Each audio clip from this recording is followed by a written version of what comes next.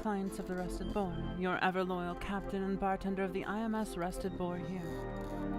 I hope you are enjoying your day and staying hydrated in these blisteringly irradiated space stations many of us call home. Today is Sunday, April 25th, 3307. We are currently docked over at the free port of Redmouth and Canfier 2 Charlie. We will be here for a while, so settle down.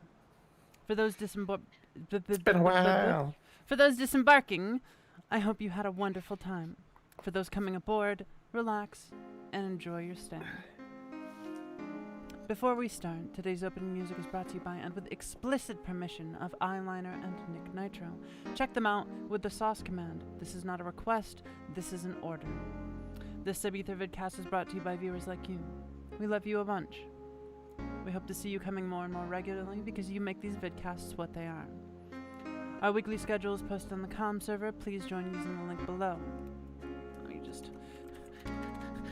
Discord. Sit back, grab a drink, leave your shoes at the door, and have a fantastic time. And joining me today is everyone's favorite EXO. Well, I'll be. It's me, Lofam. Howdy.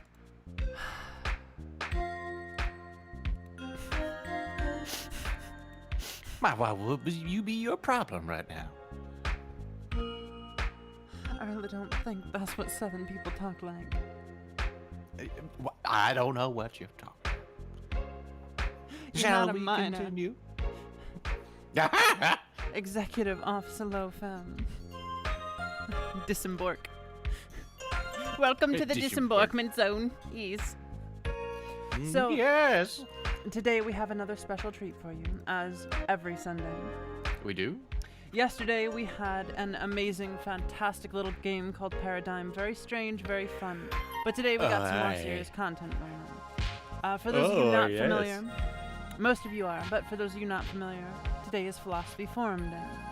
Sunday is when me and Lofam get together and we read philosophy, sadly not getting drunk during the process. No, I don't think that would be...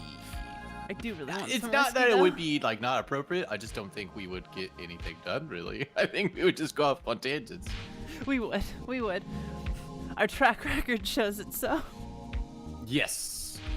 I mean, like 10 pages already takes like 3 hours. I think we Yeah, go and off like on enough. talking about the old podcast, like everything was a tangent on that fucking thing. Everything. Well, I mean, that was kind of the point about that. To It's some just like degree, you're- yeah. But you're like, just, like, we would brain get into dumping natural whatever we had. conversation, and then it would just tangent off, and then it would tangent off again, and we'd forget about the tangent we were originally on and never finish it. Anyway, Yes. you started last time, correct? One second, let me look. You made notes. Yes, I did start. last time. Rexy, shh. Don't talk about the relapses. Oh, the relapses were fucking... Well, okay, Rexy- some of them were actually kind of interesting. I'll say that much. Silver Rexy I mean, okay, here everything is, was interesting. Doesn't Silver mean Rexy here, Lofam, is an old-time listener, Oh. you might say. Oh, well, Very it's respectable me, person. Lofam, the escaped military AI. I'm still around. They haven't caught me yet. Do you remember episode 1? Squidlings? Oh, boy. That's all I'm gonna say. Alright, so, was it me or you? No, it's your turn. I did it last time. Okay, I just wanted to make sure, because I didn't want you to throw a fit when I started without you. All right, everybody. Hold on to your butts. Hold on. Also, to your I do butt, apologize because we're ahead of going for a time. ride. Well, no, I was doing the Jurassic Park thing. And we clicked the button. Power Okay, goes I'll off. do 1 through 3, and then... Actually, I'll do 1 through 5. 1 through 4? That's not the magic word. What? Okay, have you watched Jurassic Park? What is wrong with you? Not since I was like 10, dude. You're a terrible person. I watched Tremors when I was 10 as well. Okay, to be Gave me fair, I haven't nightmares. watched Jurassic Park in about a decade as well. So I think me remembering all these very big pop culture, I mean, very relevant, super relevant pop culture things of very minute overrated. scenes in Jurassic Park. So pretentious. Okay, how about this one? Don't move. Its sight's based on movement. Yes. Also, Okay, the water geez, scene. finally. Oh yeah, the water scene where it's The like water scene. Yeah. Yeah. No. The one where he was trying to impress the chick. Oh yeah. Yeah, it's he was such a dick. He was just such a like. I just distinctly remember that scene because he was like being so overly confident and trying to be so interesting when what he was saying was not interesting in the least. Yeah. Well, I mean, I guess that's what, like I think that was the point where I mean, Yeah, no, that's he kinda thought it his was character. interesting, right? So yeah. Well, there it is. Also, wasn't she like a scientist or something? So like, Yeah, I'm pretty. so, like, well, actually, baby science. just because you're a look. scientist doesn't mean like there's people who are scientists, and then there's people who are like practicing scientists who actually go out in the field and like do things, like actual researchers. Which I think that's what she was, because I think That's she was fair. an assistant. Like she was, along with Dr. Grant, right? Like Mhm. they were like they did a lot of discoveries with each other. I think it would have been funny if she was like, "Yeah, that's how water works. Good Yeah. job." Yeah, you big Just like boy. treating him like a That's child and watching him get angry. H2O, cool stuff, right? Okay. What is badness? Actually, I do wanted to quickly interrupt. That just it's just the thing that popped in my mind. Okay. Water is the biggest source of a acidic thing that we have on Earth, because it will break down stuff given enough time. Fair enough. There you go. What is badness? It is that which you have often seen, and on the occasion of everything which happens, keep this in mind, that it is that which you have often seen. Everywhere up and down you will find the same things, with which the old histories are filled, those of the Middle Ages and those of our own day, with which cities and houses are now filled. There is nothing new. All things are both familiar and short-lived. Your thoughts so far on that one? So, I guess he's talking about how our memory of things is very short-lived. And so, like, when we're going through and we're like, oh, this place is new, or like, we're the first to discover this, or things of that nature, which probably not really the case. I think in this case he's using that as a, what's the word? Allegory, right? Talking about history and our memory. Because he's specifically talking about what is badness. And when you think about Yeah. badness, you realize you've seen it a lot in your life. Keep that in mind. Yeah. Like, you will see that a lot in your short-lived memory, and that's okay. Well, I mean, I guess depending on like how you look at it as well. Like if you're just taking like parts of his whole entire sentence, so he says what is badness, and then it ends with, "There is nothing new. All things are both familiar and short-lived." As in, Yep. almost everything is bad, but don't worry about it. It's short-lived. I mean, you can take it like that. I mean, like almost everything is bad. I think the most modern stoicist thing I've ever heard is from specifically a play called Avenue Q. And there's a song where they talk about how everything is temporary. Try not to worry well, I mean, so it's much. true. Yeah, and the song is literally about, like, don't worry about death. It's temporary. Don't worry about, this, that, and the third. Don't worry about dying because it is inevitable. And don't, like, one of the punchlines is everything is temporary except for death and taxes, etc., etc. The classic joke. But I think that's the most stoic thing I've ever seen in modern culture. And I just wanted to talk about that. Well, just bring it up is all. I mean, there was also something he had talked about this in one of the past chapters. I can't remember which one it was. It's like, look, don't worry about death. Because there's like one of two situations. Either you just disperse and you're not going to worry about it anyway because you're not there, or you are with the gods and once again don't have to worry about it. So like, what are you worried about? Either I talked way. to Shuzo about this last night. Not last night, the other night, because he Yeah, was I talking think it about was theological stuff, and I was like, I can't say I necessarily believe in anything. I'm kind of on the fence about it, but it doesn't really affect me even if it exists. All I really think is we should act as good people, not for some greater being, but because we're people. We're all people, right? And that's Well, I mean, you could go back to like what is good, right? And then you can mm, say, I want to act good because it has better outcomes for I mean me, that too. me, myself, or not me, myself, myself, my family, my friends, the It community, goes and back then to what's known as selfish altruism, where you realize that by acting good, by cooperating with people, you yourself as a person will get better outcomes than being obstinate and harming the people around you in the long term. So, I mean, yeah, no, actually, that was kind of a. This is actually a conversation that had nothing to do with you, actually, which is kind of funny because it was kind of about philosophy. So one of the questions was, it's like, why would?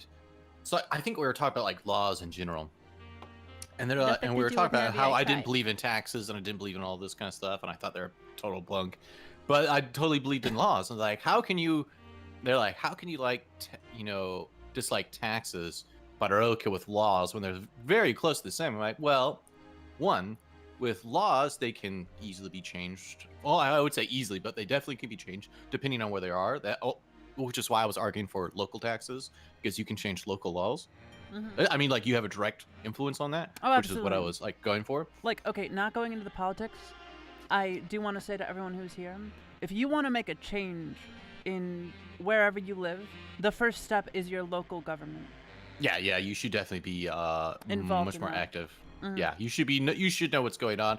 That doesn't mean like newspapers or whatnot, but like actually put like a couple hours figuring out, what is my city trying to do? Because generally they have some type of project. If they don't, then maybe you should suggest one. Because if you're not doing anything, you're just stagnating, and you don't want to do that. Because other people, like other cities, are competing.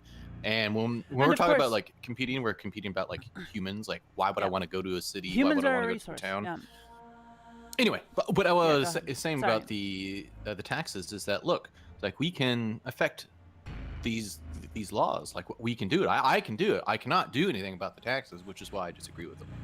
I just thought it was really funny. They're like, oh, that makes sense. I'm like, yeah, my argument is consistent. Yours is not. I love that. My argument is consistent. Yours is not. Not to say that they couldn't make a consistent argument for larger taxes and larger laws. It's just they weren't making it. Yeah, no. And I wasn't and going to help them.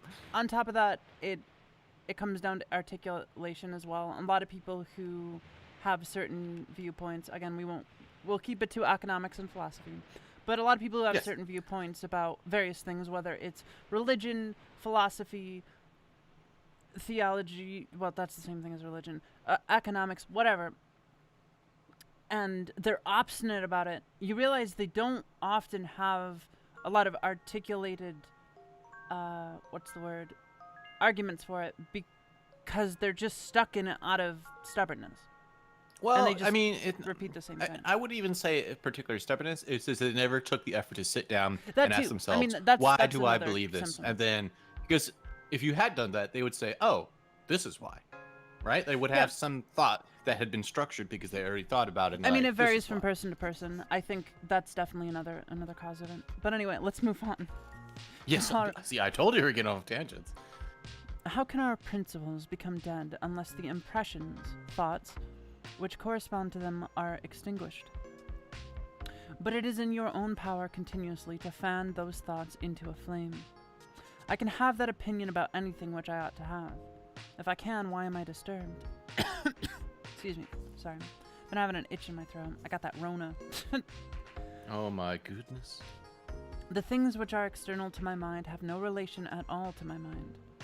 Let this be the state of your effects, and you stand erect. To recover your life is in your power. Look at things again as you used to look at them. For in this consists the recovery of your life. I think this is like the first actual like self-help like paragraph he's ever actually said. You could say this whole entire book in one way or another is to like help you in your life. Yeah, generally. But I think this is the first one where he actually specifically said like, hey, like this is how you can actually sit down and make things better for yourself. Mm-hmm. Which I think is actually important because all he's trying to do is like, look, I mean, this could be goals that you used to have. He's talking about like thoughts, ideas, right? Like these are things you had, they're not gone. You just haven't done anything with them, right? And they have just basically been extinguished because they had died. And he's even saying like external factors don't have an effect on your mind. Just because you're, say, going through a rough time does not mean that your thoughts, goals, whatever you're going to be doing has to change. That's up to you. So you can do that. And I mean, sometimes that's the right choice, right? Changing your goals or being malleable in certain situations, because sometimes the way you're going about something isn't, it's just not going to work. You will fail every time. So sometimes you have to be malleable enough to say, all right, what can I do? What can I change in my life? How can I change my approach to get to this goal? And if you come to the conclusion that you can't get to that goal, you can come up with a different goal. I mean, I would agree, but I think it also all comes back to knowing yourself. That too. Like, yeah. I think if you're just moving along and you're just a person who isn't thinking about things, and then all of a sudden when something happens and you think about it, you change your goal without actually thinking about where you were before, I think you're going to be less happy. Oh, absolutely.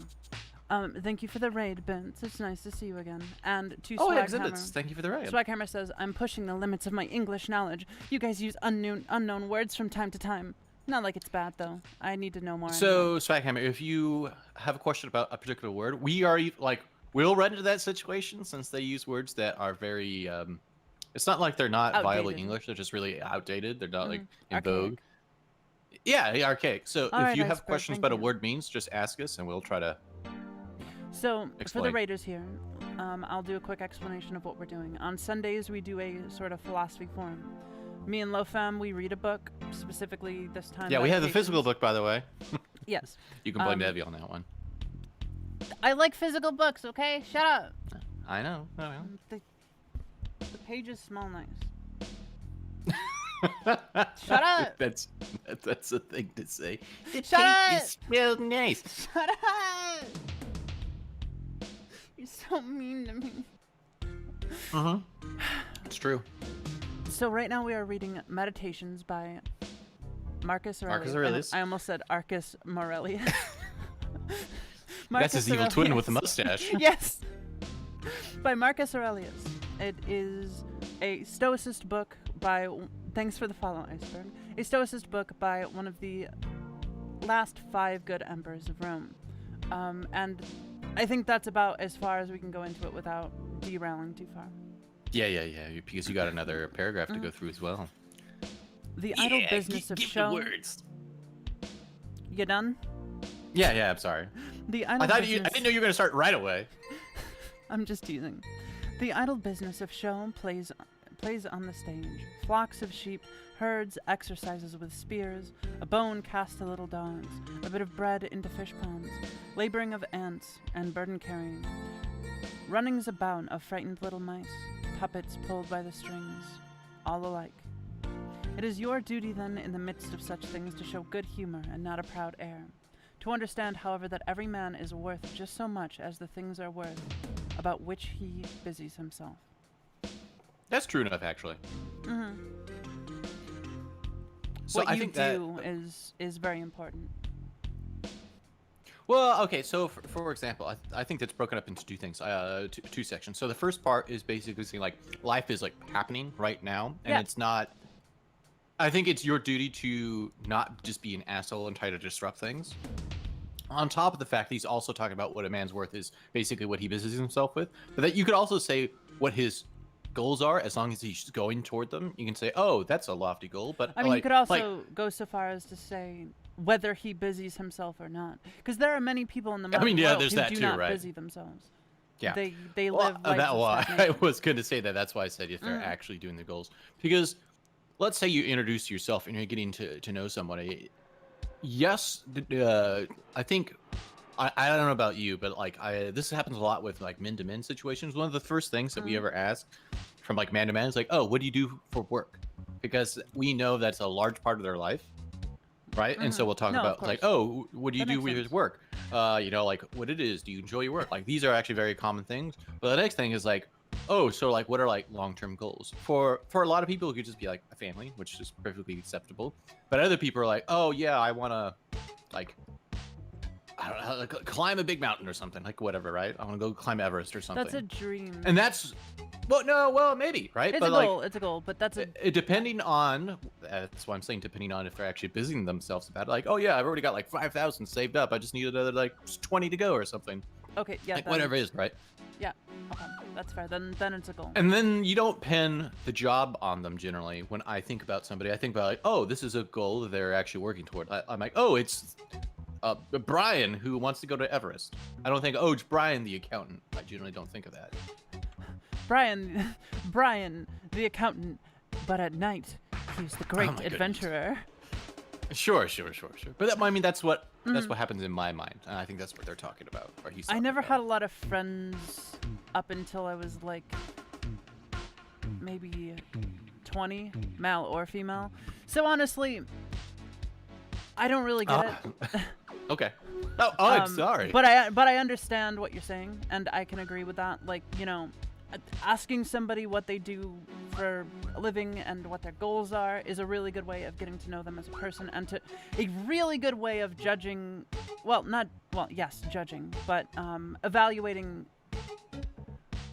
what they are as a person, I would say. Sure. I think it's my turn now. Sure, go ahead. All right. In discourse, you must attend to what is said, and at every moment you must observe what is being done. Oh! That is true. That is so fucking true. That's very important these days. And in one, you should see immediately to what end it refers, but in the other, watch carefully what is the thing signified. Oh, this is really big. This is really important. Yeah, Lofam, why are you saying all these good things but petting your cat malevolently? Are you a supervillain, Lofam? No. Are you a supervillain, Lofam? Don't lie to me. Well, no. Only a normal villain. Okay. My aspirations have yet to come. Maybe. My plans have been protected for years. Fracta says you're Red Skull. Oh my goodness. Well, I mean, if it's like the most recent Red Skull talking about, you know, good values and standing up for yourself, and they're like, you know, trying to like no, he's not looking too bad these days. Hell lobster. Yeah, hell lobster. What I was gonna say is that I think this is one of the we all know this. So there's a big difference between what a person says and what they do, and you should really observe that difference and what is actually happening. I think this is what he's talking about. I think this is something that we all know, whether or not we actually do it often, but we should definitely do this. This even goes down to the smallest social contract. When you're just having a normal conversation with somebody, you may not realize it, but you are watching their body language. Just naturally. That's what your eyes are for. You're watching their eyes, their face, their hands, how they move, and certain things will pop up in your mind, even if you don't realize it, because they seem maybe shifty. They're fidgeting. They're not making eye contact. They're fidgeting around a lot, and you know they're lying about something, right? Like, actually, this is actually really important in my job. Like specifically, is one of the things we're told to do all the time is that, like, we have to. They want us to look the person in the eyes specifically, and like make sure that you have eye contact. And the reason is because you get a lot of body language specifically from that. Plus, also then they remember you more specifically in your mind because you guys. I mean, you would be surprised how little people do eye contact when they just go out in their life. Like, you don't look at you go to the grocery store, you look at the person in the eyes or doing your groceries. No, you're like in your own mind, you're doing your own thing. You could literally be listening to music or whatever, right? So it's actually very, stay in contest. But like there's actually multiple times where I have done like this particular situation that he's talking about, and I just said, oh yeah, unfortunately I can't do that for you because I have a very strong feeling what they're doing is, I wouldn't say illegal, but I will say sketchy. Against policy. Yeah. And so at that point, you know, I'll bring in somebody else to have a second pair of eyes, or, you know, I'll get the manager, and then I'll explain why we can't. Just be like, yo, I can't do that, my boy. That's kind of sus. No, we don't do that. No. Don't do that in a professional setting, please, for the love of God. That was a joke. It was not advice. Do not do that. I mean, unless they tell you to do that at work, which could happen, but I don't think so. Man, we promote a laid-back atmosphere here, and then they go under a month later because they don't get anything done. Yeah. All right. It is my understanding sufficient. Oh, is my understanding sufficient for this or not? If it is sufficient, I use it for the work as an instrument given by the universal nature. But if it is not sufficient, then I either retire from the work and give away to him who is able to do better, unless there is some reason why I ought not to do so, or I do it as well as I can, taking to help me the man who, with the aid of my ruling principle, can do what is now fit and useful for the general good. That's really good. No, it is actually. So for whatsoever I can do either by myself or with another ought to be directed to only to this only, to that which is useful and well suited to society. Yeah, that's really solid. Obviously, okay, first question he asked, is my understanding sufficient for this or not? I do have a red button, by the way, Facta. So Sorry. Is my understanding sufficient for this or not? I saw Fracta added a I was block about to term, do so it. it distracted me. And that's a question a lot of people don't often ask themselves, in my opinion, like from what I've seen.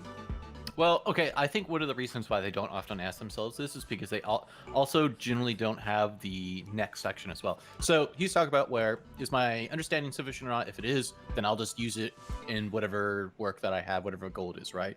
If it's not, then I should either do the best I can or give it off to somebody else who has better knowledge than I, which is something that he said that he definitely... get help. Or get help. But the thing is, I don't think a lot of people have the situation of just asking A for help or giving it to somebody who is more like more authoritative on the subject or the work, whatever they're doing. This is a context, I think, for somebody who may be in a higher position, specifically Marcus Aurelius in this particular case, because he was the emperor. He did have these options. But if you're just a normal guy at work and you're just doing your job and you run into this situation, you might be able to ask your manager for like help, but that might not be a good thing for your job. So this is kind of tough for me in particular situations. No. I understand that. And I'm also not just talking about like jobs. I'm talking in general. Like a lot of people will try to put forth some change, but a lot of them don't ask like, hey, do I understand economics enough to say we should have higher taxes, let's say, right? Oh, yeah. Right? Something like that. Like, and it's something, and yes, I know, York, a lot of people will ask this in certain situations, but I think it's an important question to remember that applies to a lot more to life than just, hey, do I know my job? Right?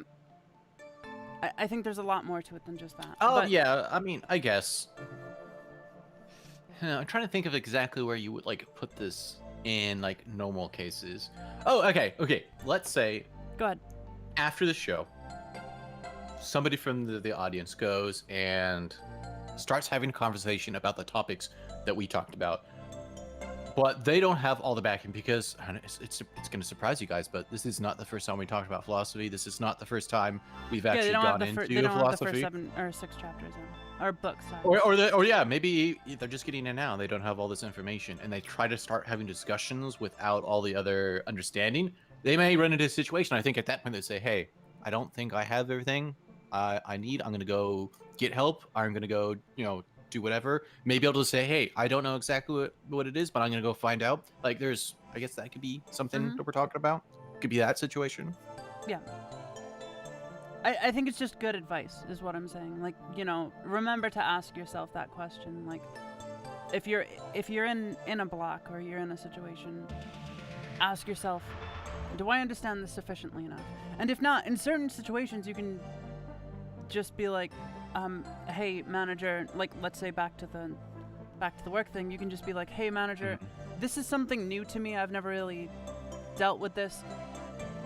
Or you can just go to a coworker. I've never really dealt with this. What do we do? If a coworker says, I'm not sure, let's go ask the manager. Then ask the manager, elevate it a little bit. And to KR's question, so given that at least old Greece saw work as beneath the status of a citizen and only something for slaves, do you think this kind of thinking had an influence on what Aurelius wrote? Actually, no, I don't think that particular type of thing did, because on many occasions, he's talked about specifically a normal person getting up and doing their duty as a human, whatever that is. So I do not think that he And even in- sees like work as something beneath assistant Yeah. or just like himself. On many occasions, he has talked about I think it's like the also lowest important to level of know. a person, even a slave. He's talked about Yeah, slaves he's doing their talked about duty. slaves like doing their duty and talking about them as equal people. So I don't Well, think as it people, applies. I wouldn't say as equal people because, as I said before, we haven't seen his particular stance on slavery, which I am interested in. But Well, he has talked he's about the lowest of the low of human society in people's eyes, doing what they should as a human. So I'll say this. I took away from a few implications that he put forth before that he does see slaves as a sort of equal person. Not maybe by the law, but that they should be treated well. Slaves should not be abused, they should not, etc., etc., you know. And yes, it was a different time, so this might sound horrible because it's just like, oh, you're just justifying or whatever, right? But back then, that was a big deal. Treat your slaves well. Like, that wasn't something that a lot of people... treat yourself well. that a lot of people did or believed in. Anyway, continue. Yes. Excuse me. I'm gonna get some How water. how many after being celebrated by fame have been given up to oblivion? And how many who have celebrated the fame of others have long been dead? Yeah, so Yeah, like another class. celebrities, fame, it means nothing. It doesn't actually generally help you do anything. He saw fame as a worthless I mean, of both. I have a perfect example of this. Robin fucking really? Williams. Uh Well, hear me out. okay. Robin continue. Williams was incredibly well known. He was loved for his comedy and his compassion and his love for his job, and yet still, that couldn't fix his issues. That couldn't help him deal with a lot that he was dealing with internally, and eventually, tragically, he ended up killing himself, ended up committing suicide. Fame means absolutely nothing. He died just like everyone else will die. And at the end of the day, A lot of people fame will will not forget help about you. him. In fact, in many cases, that fame will hurt you. But, Glad you did a good yeah. chop. Anyway, be not ashamed to be helped. Swaghammer says, I think killing slaves is kind of cringe, guys. Can we not, please? Yeah, I saw it. Okay, I'm gonna continue though. Sorry, Be not go ahead. ashamed to be helped, for it is your business to do your duty like a soldier in the assault on a town. How then, if being lame you cannot mount up on the battlements alone, but with the help of another, is it possible? It is possible. I think that's a really good analogy. So basically saying like asking for help shouldn't be a thing because, or like look at the thing that we think most of, like teamwork. There's a lot of help going on there. Any type of war, any type of combat, you know, you're gonna have teammates that you like. Yeah, so I think this is a really good It goes reference. back I on guess the it's a pretty cooperation perspective. situation. Like, Yeah. don't be ashamed to ask for help in situations where you need it. And that goes back on what we said in number 5. Like, sometimes you're gonna have to ask for help, and there's nothing wrong with that. Yeah.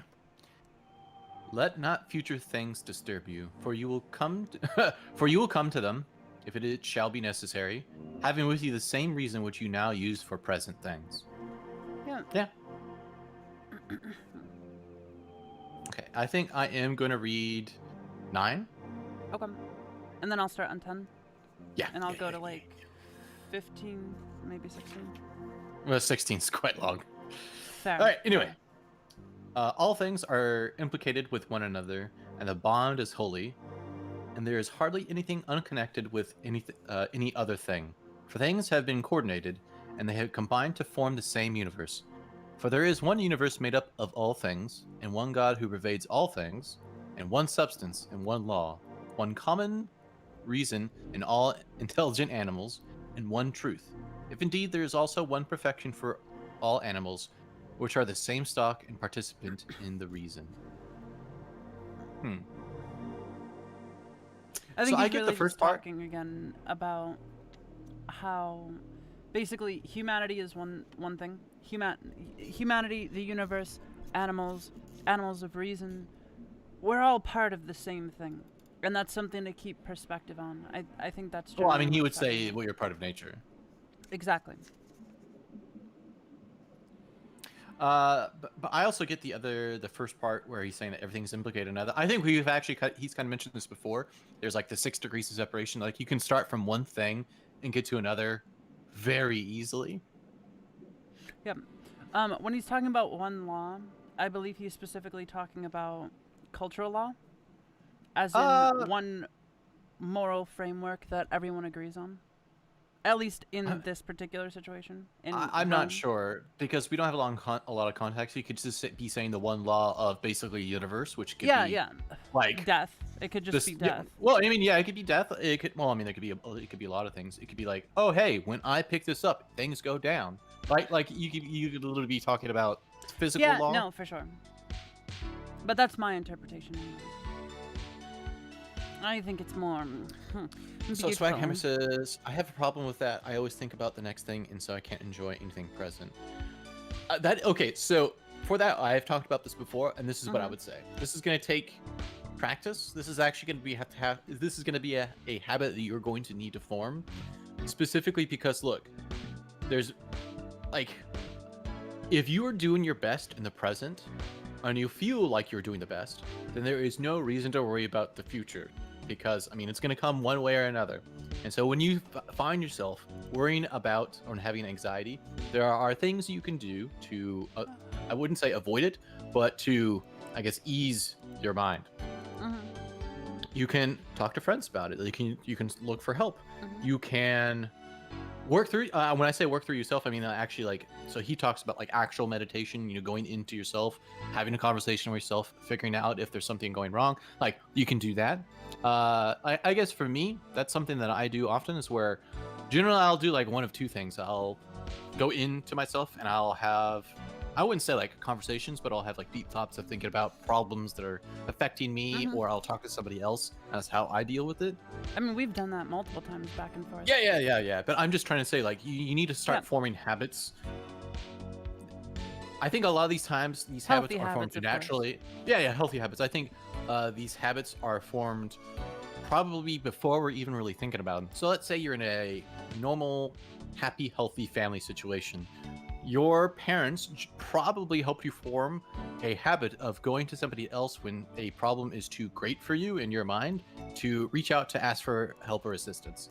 I think that's something that they do in a normal, happy, family, right? They'll say, hey, what's going on? Talk to me or whatever, right? And that's a habit that's formed when you start reaching out. But when that's not the situation, then that's when I think a lot of people are having issues.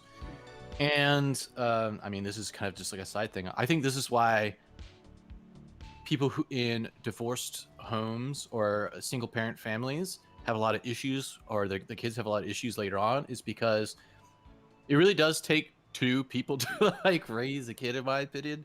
This is my opinion. You can get mad at me about it, but it gives you, the person, more options to connect with a human than with a single one. Like if you have an issue, let's say if you have an issue with the person you're supposed to be reaching out to, it'd be great if you had another person you could turn to talk about that, to fix the situation, right? Or to help with the situation.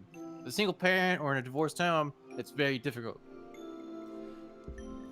Divorced town? Divorced home, as in a home that has divorced parents. This town has been divorced from the local estate. But yeah, no.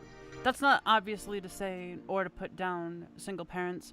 Some situations are no, sometimes it just happens like that. Like, yeah. I know an Anon will say, obviously I always use Anon. I know an Anon whose mother was kind of deranged. We'll just keep it at that, right? Sure. And Anon's mother was constantly trying to manipulate things to try and get him to stay in her house. And eventually the father won. She was a very unhealthy person to be around. And so it was kind of an inevitability in that case.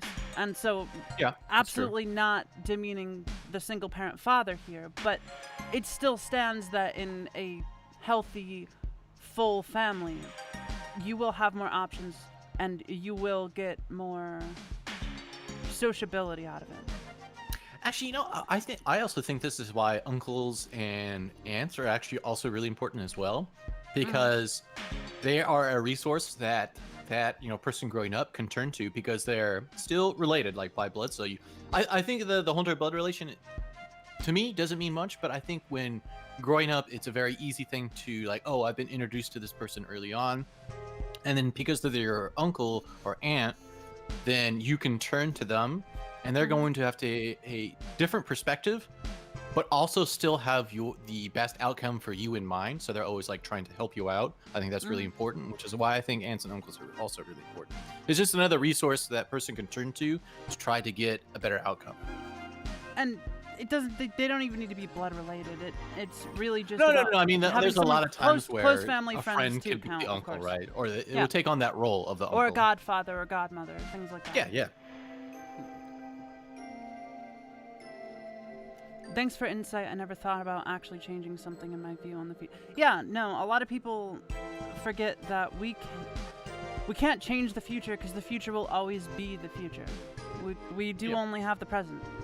And yeah, the thing that we can change is our perspective on it, and I think perspective is much larger in a person's, I guess, I wouldn't say like outcome, but like how you feel about yourself is all perspective. It's all opinion, right? And so, but we control that ultimately, so we can change it. And if we feel like we're having trouble changing it, then we have to do it through habit. That's my opinion. Absolutely. I will also say, however, the obvious thing to take away from here is obviously that's not to say don't plan for the future. Obviously. No. Yeah, absolutely. Of course. That's why I'm saying. That's why when I started, I said. Yeah, just don't agonize over it.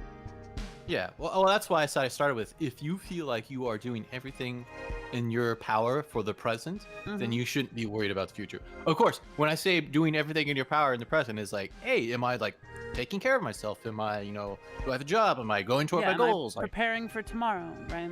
Yeah, and that's why I say everything in your power, because there could be a lot of times where you could improve on that, and just by doing that could also change your perspective on the future because you feel like you are now doing more, or you're doing better. So there's that. It's not that it's normal, it's just incredibly common. But I'm glad we could answer your question. So yeah, no, if you and also since we might not touch on everything, if you wanted to continue, you can always join Nevi's Discord or my Discord, and we're more than willing to talk about more things. Okay, continuing. Yes, everything material soon disappears in the substance of the whole, and everything formal, causal, is very soon taken back into the universal reason, and the memory of everything is very soon overwhelmed in time. Yeah, this is another thing about death. I mean, he said this is just another way of basically saying it. Even just beyond death, like everything. Memories, ideas. Yeah. Everything. One day, too, there will be no humanity at some point, and then nothing of what humanity did will ever be remembered. And the people who discover humanity, if that ever happens, then they'll die too, and then it will disappear. Like time, time's a bitch. Unless, of course, we somehow break space and time and just move to some different timeline and take over. But okay, that's science. Marcus Aurelius is not talking about that. I don't even think that'd be life at that point. So whatever. Yeah, that wouldn't be life. That would be other transcendence. Things. Oh my goodness. We become gods amongst people. Okay, continuing. To the rational animal, the same act is according to nature and according to reason. That's actually really, really fair. He's saying that to the rational animal, your reasonable acts are according to nature, are according to your nature, according to the universal nature. Your reason comes out of nature, so therefore it is actually, natural. yes. Actually, so okay, to the rational animal, the same act is according to nature and according to reason. Yes. That's also when we see somebody who's doing something outside of those things, we're like, what the hell are they doing? Like, that makes no sense, right? But, like, that is our basis when we're looking at other people. It's like, that makes no sense. There's many times where I said, what they're talking about doesn't exist in reality, right? On many occasions, I have said that in my mind. I'm like, what are they talking about? 12. Be erect or be made erect. This one's short. I don't know what that means. Let me tell you what I think it means. It's not a boner joke. No, it's not a boner joke. It's not a boner joke for you perverts in chat. I'm just going to nip that in the bud now. No, what I think this means is you either stand up tall or you are made to stand up tall. Now, that doesn't mean you are actually standing up tall. I think it's kind of a way of saying, like, you either do your work, do your duty, or you get pulled into the drudgery of doing your duty and doing your work. Whatever duty that may be. Whatever duty you are pushed into. I mean, if we want to go into like references, there's a lot of times where it's like, hey, a lot of times you do not have the power of deciding your death, but you do have the power of deciding how you go to your death. Mm-hmm. Exactly. Anyway. Also, I mean, there's a question in here that says, isn't it a bit dark thinking? What? I don't understand. Oh. Actually, I had this conversation with Shuzo as well. A lot of people try to equate this idea that we're insignificant and this idea that death comes for us all as dark and nihilistic even. Even Shuzo tried to equate it the other night when I was talking to him, and I'm like, it's not nihilism. It's all it is the realization that while we are fleeting and insignificant, we are still divine in our own way.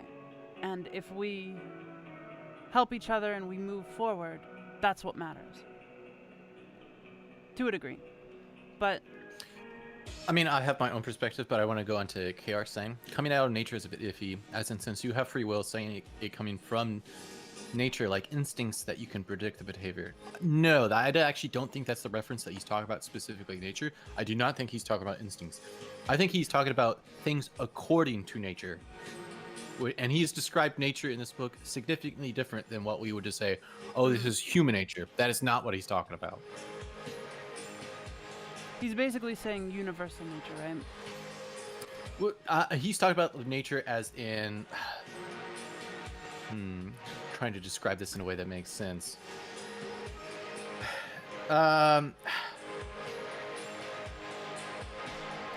So I made a sentence before that described where I said, oh, what they're describing, their outcome does not exist in reality. Let's say that, like, 2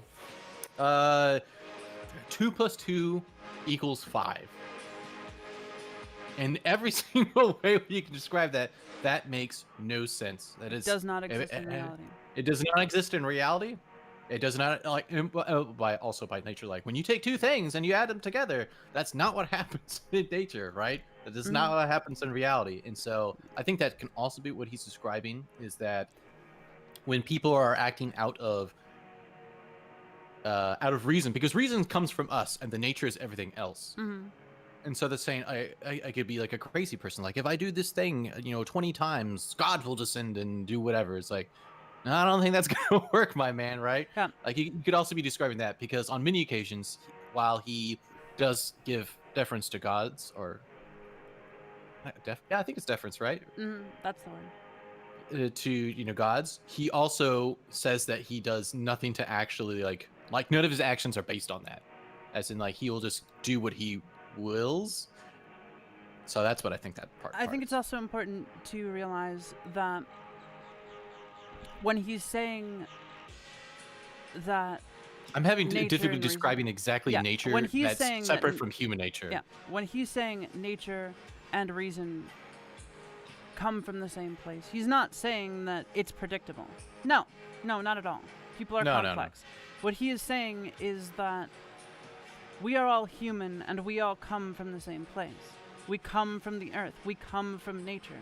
And to say that our reason is not natural, that our divine being is not natural, is folly, in his opinion, and in my opinion as well. I agree with that. In fact, I would go so far as to say that if you think that humanity is above nature, whether you're somebody who says we need to protect nature at all costs, even if it means killing people, or somebody who says fuck nature, that's the height of arrogance, in my opinion. I mean, I think I also have another example that could make sense. I'm not going to get political, but this is just something that I know exists, that I disagree with, and I think this is a good example. So I'm going to reread it again, so before I say it. For the rational animal, the same act is according to nature and according to reason. There's a lot of people who say that there's overpopulation, and there's too many people, and that we need to stunt our growth, or we need to somehow decline our population in some way. In every single way I could possibly think that is wrong.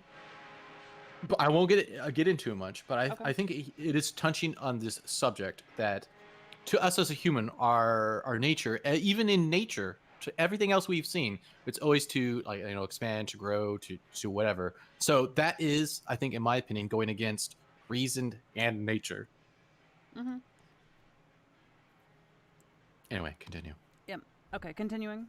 I do like this sentence, but I think we would have to talk a lot more and explore more about exactly what he's talking about nature, because he has described it much differently. Just as it is. Sorry, something got stuck in my mouth. Just as it is with the members in those bodies which are united in one, so it is with rational beings which exist separate, for they have been constituted for one cooperation.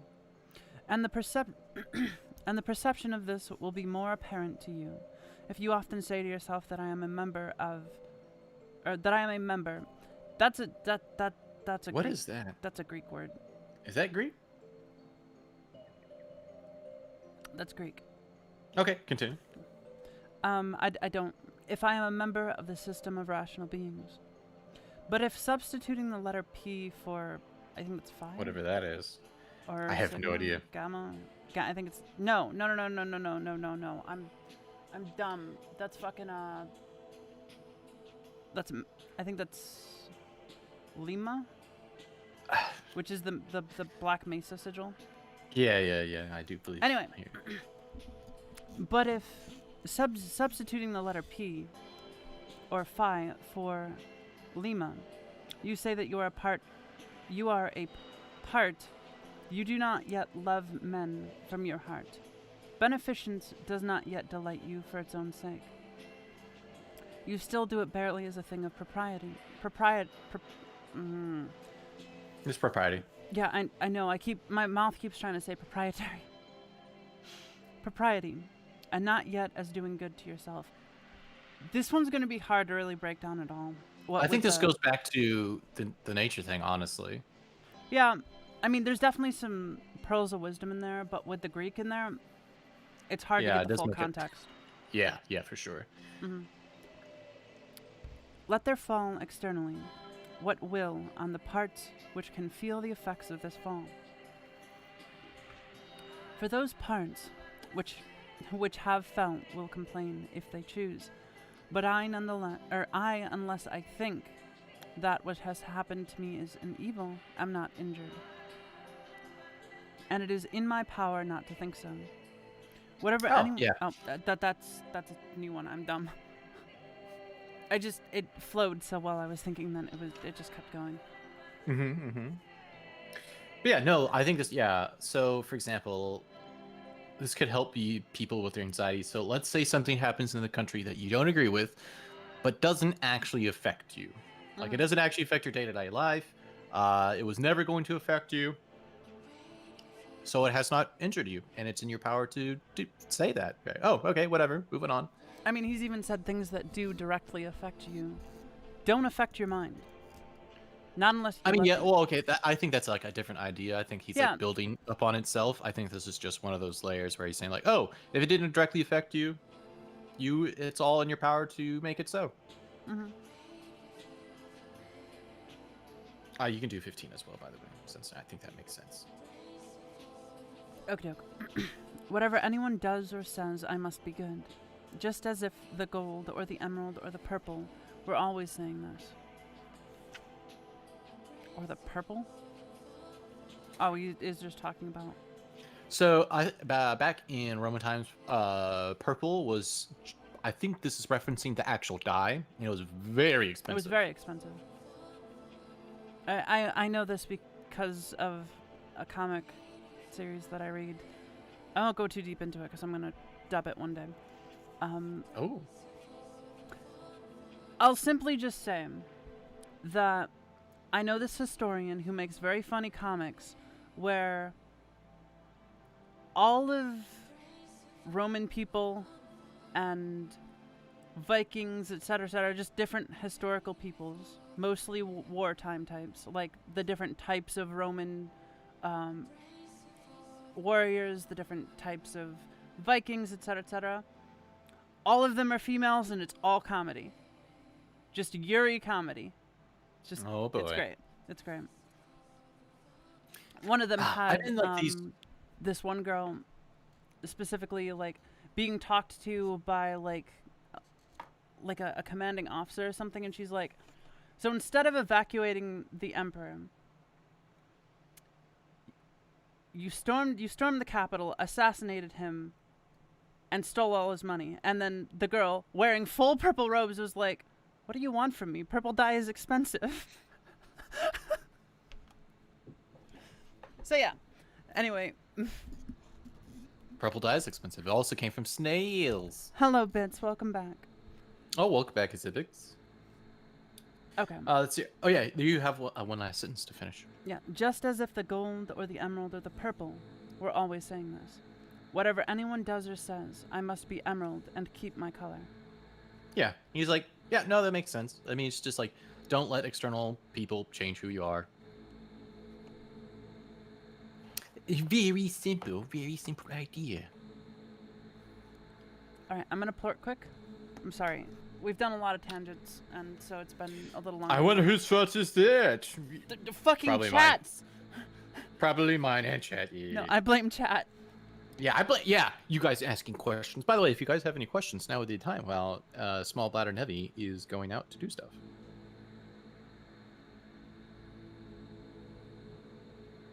Oh yeah, I usually have like music going. What do I want to listen to today? Do. Oh, I recently got a. There was an album I bought recently. What is it called? I think it's called. What was it? It had like LA something in it. It's really good. Oh, The Call by LA Knights. Very good. Very good. I should download this. Because I do own it.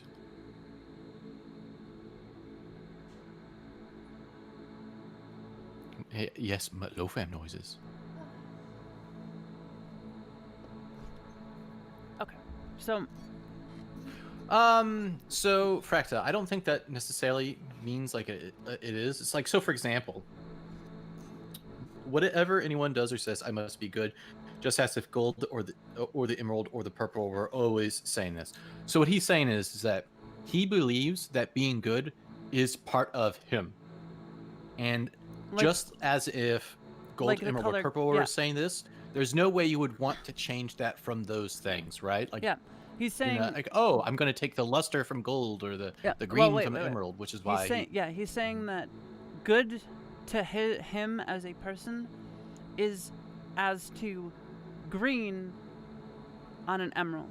Yeah, it's a like a property of it. Like, you can't just take it away, otherwise it's not an emerald anymore, right? So there are, I think, blue emeralds or something like that. Mm-hmm. Though they didn't know that back then, I don't believe. Yeah, they didn't know that. They just called the blue emerald sapphires. Yeah, exactly. But that's bringing in modern knowledge. No. It's good to understand. Yeah, no. But I mean, no. you could Asking also take it as encouraged. how. But you could, but as I said before, this is part of your identity, because he says that no matter what anybody does or says, they're not going to change that part of him. So I guess that is part of his identity, right? So you're not totally wrong where you thought it was about identity. So there you go. And he said before, that's not to say don't be malleable. If someone can convince you that something else is good, then okay. Well, they can show you better and convince you. Yeah. Yeah. But he's basically saying that being good is part of him, and he's not going to change being good. He might change what he thinks being good is to a degree, but he's not going to stop trying to be good. But he'll always be going for good. Mm-hmm. Yeah. Are you ready? So you want me to do 16? I can. I mean, that would be pretty big. Okay, go ahead. I love how this whole series has The ruling been has just been us fighting over who gets to read more. Yeah, I want to read. No, I want to read. Mom, Lofam, Mom said it's my turn with the philosophy book. Yeah, exactly. Anyway, the ruling faculty does not disturb itself. I mean, does not frighten itself or cause itself pain. But if anyone else can frighten or pain it, let him do so. For the faculty itself will not by its own opinion turn itself into such ways. Let the body itself take care, if it can, that it suffer nothing, and let it speak, if it suffers. But the soul itself, that which is subject to fear, to pain, which has completely the power of forming an opinion about these things, will suffer nothing, for it will never deviate into such a judgment. The leading principle in itself wants nothing, unless it makes a want for itself. Therefore, it is both free from perturbation, I hate that word, and unimpeded, if it does not disturb and impede itself. Before we analyze this, can I ask you a question, Lofam? Sure. Can you say perturbation, please? Perturbation. Perturbation. Perturbation. No, perturbation's right. That's how you pronounce it. No, it's the intonation you use. I'm not saying masturbation. Perturbation. Okay, get some sleep, Fracto. We'll Okay. see you later, okay? Take care. Okay. So actually, I think while this seems complicated, it's actually rather not. So what he's basically saying is that you will never form an opinion or a thought that is going to try to harm yourself. The only time that happens is, and he excludes to saying, hey, look, the body is doing its own thing. It doesn't form opinions. It's like whatever. So whatever is, scaring you or making you frightened or in pain, with your body or your will, then it is something that you have accepted into yourself, and thus you have decided to cause yourself pain. Even in modern psychology, that's the case. Like, Yeah. Whether you're talking about Jungian psychology, not Freudian. Freudian's a fucking hack. We already know Freudian's a hack. Freud's a fucking hack. But Well, anyway, he wasn't. He decided to be it because he was. yeah, scared. exactly. Whatever. He decided to be a hack, but that's a whole other fucking conversation. That's a huge thing we'll talk about another day. Yeah. But even in Jungian psychology and modern psychology, the biggest cause of things like suicidal tendencies and depression are a sort of internalizing of your pain, of your suffering. It's constantly worrying and constantly feeling this pain over and over again. PTSD, for instance. People who have PTSD have their entire framework of the world just absolutely fucking destroyed. Everything they thought was real is destroyed, and that threatens everything that is reality for them. Because remember, your perception of reality to some degree is an opinion, and if that opinion gets destroyed by something, then yes, also maybe penis guy, then then you have to rectify that to some degree, and that's not easy to do. It takes years. I'm also sorry for meows. It's okay. It's adorable. It takes No, absolutely years of healthy habit forming, and that's not something that's easy to do at all. But that's what he's talking about here, in my opinion. Although I'm sure he's not necessarily talking about suicide directly. He's just talking about harming yourself mentally or physically. No more meows. What I think it is so when we when we believe something like negative is happening to us, it's not something that we have created in our own mind. It is something that was external. We accepted it, we took it in, and we decided that it was bad, and thus we created pain for ourselves. Is that what I believe he's saying? Mm-hmm. And so the more that we can let go of those things that we think, which is also why he's like saying everything is temporary. Like you should like enjoy the things you have in your moment, but not so much that you get so attached to them that when you don't have them, which you're not going to have them forever, that they'll cause you pain when they leave you, right? Like he's like building up on this thing where you can just like, it's basically trying to be more free, is what I think he's trying to like build up here. And this is part of it. It's like, you don't have to just say, oh, this is bad, and like I'm just going to accept it as bad, and then I'm just going to hurt myself because of it, because that ultimately is what you're doing. Even with guilt and Yeah, no, guilt, shame, all these things. and shame, yeah, that's the word I was looking for, shame. Even with guilt and shame, it's the same thing. Because, like, you feel bad for doing something bad. And a huge part of the process of dealing with guilt and shame is learning how to forgive yourself. Learning how to absolve yourself of your sins. Because nobody else can do that for you. Nobody. Yeah. No God, no person, no otherworldly being. What are you talking about? I paid the priest $5. That priest ain't shit. He conned you out of $5. That wasn't a priest. That was a hooker. No, I'm just going back to the a John Locke thing. No, where I know, back in the day, you could pay for your sins. I know, and I was elevating your comedy up by making it out like that wasn't a priest. You were conned by a hooker. Anyway. Anyway, moving on. Yeah. a big part of it is learning to forgive yourself, and that's something you need to remember. That was the Pope's OnlyFans. That is disgusting. Okay, that's pretty to think good. about. No, but I think it's kind of funny to put it like that. Mm-hmm. Yeah. I just don't want to imagine the Pope with an OnlyFans. Nah, you're fine, Dova. Anyway, happiness, eudaimonia, is a good daemon or a good thing. What then are you doing here, O imagination? Go away. I entreat you by the gods, as you did come, for I do not want you. But you have come according to your old fashion. I am not angry with you. Just go away. I think that, oh yeah, no. Do you understand what this is talking about, by the way?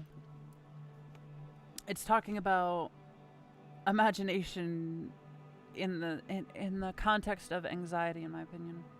Yeah, and I was about to say, so like he understands that he's in a good place, and yet his mind won't let itself rest like that. It's like, oh, I am in a good place, and like it's basically trying to like sabotage itself. Hey, yeah. He's trying to that sabotage guy's got him. some shifty eyes, and I think there's a dagger under his robe. you should keep an eye on that guy. Can you just like go away and let me have this moment for 3 seconds? Imagination? No, Yeah. you gotta worry, man. Yeah, But no, no, I think so. I was laughing at the beginning of this because after Dova said Pope's OnlyFans, I imagined an image of the old scrawny Pope man in nothing but a long white t-shirt getting doused in holy water. No, I just see like the Pope on a couch, and then like the 5 bishops behind him. They're all holding like giant fucking crosses. Or as censors. Yeah, that'd be great. Oh god. Yeah, cardinals, sure, yeah. Same thing. I don't know the exact structure of the Catholic Church, so. They're Catholics. They're like ants. Dime a dozen. Okay. Is any man afraid of change? Why? What can take place without change? What then is more pleasing or more suitable to the universal nature? God, thank you. So, okay, no, this is a good example of what he was talking about by nature. It's like change has to happen for, good things to also happen. So when people don't want to change, that would be going against nature, right? Anyway, I just want to bring that back up. Mm-hmm. And can you take a bath unless the wood undergoes a change? Fire.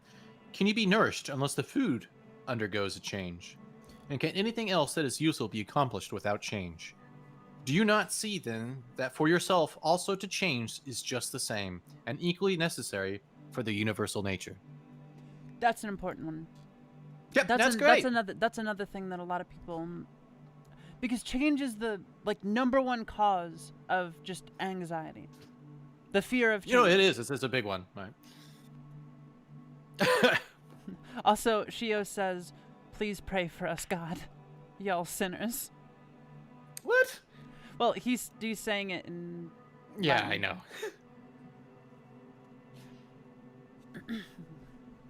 And then... Did you want to do 19? Yes. Through the universal substance, as through a furious torrent, all bodies are carried, being by their nature united with and cooperating with the whole, as the parts of our body with one another. How many a Chrysippus? How many a Socrates? How many and Epictetus. His name always gets to me. Yeah. As time already swallowed up. And let the same thought occur to you, with reference to every man and everything. Again, death. I think you're right. This He is like definitely had a time, lot right? of yeah. I told you, he was really worried about that. Yeah. I mean, to a degree, it's absolutely natural for humans to worry about death because we want to survive, right? And I think what he was trying to do was try to find that middle ground. Like, strive for survival, but don't constantly worry about death. Well, okay. Strive for survival, but don't think about death so much that it interferes with your life. Exactly. Does that make sense? No, absolutely. Or with your goals, I should say. Yeah. With your goals. One thing only troubles me, lest I should do something which the constitution of man does not allow, or in the way which it does not allow, or what it does not allow now. I need to sit up.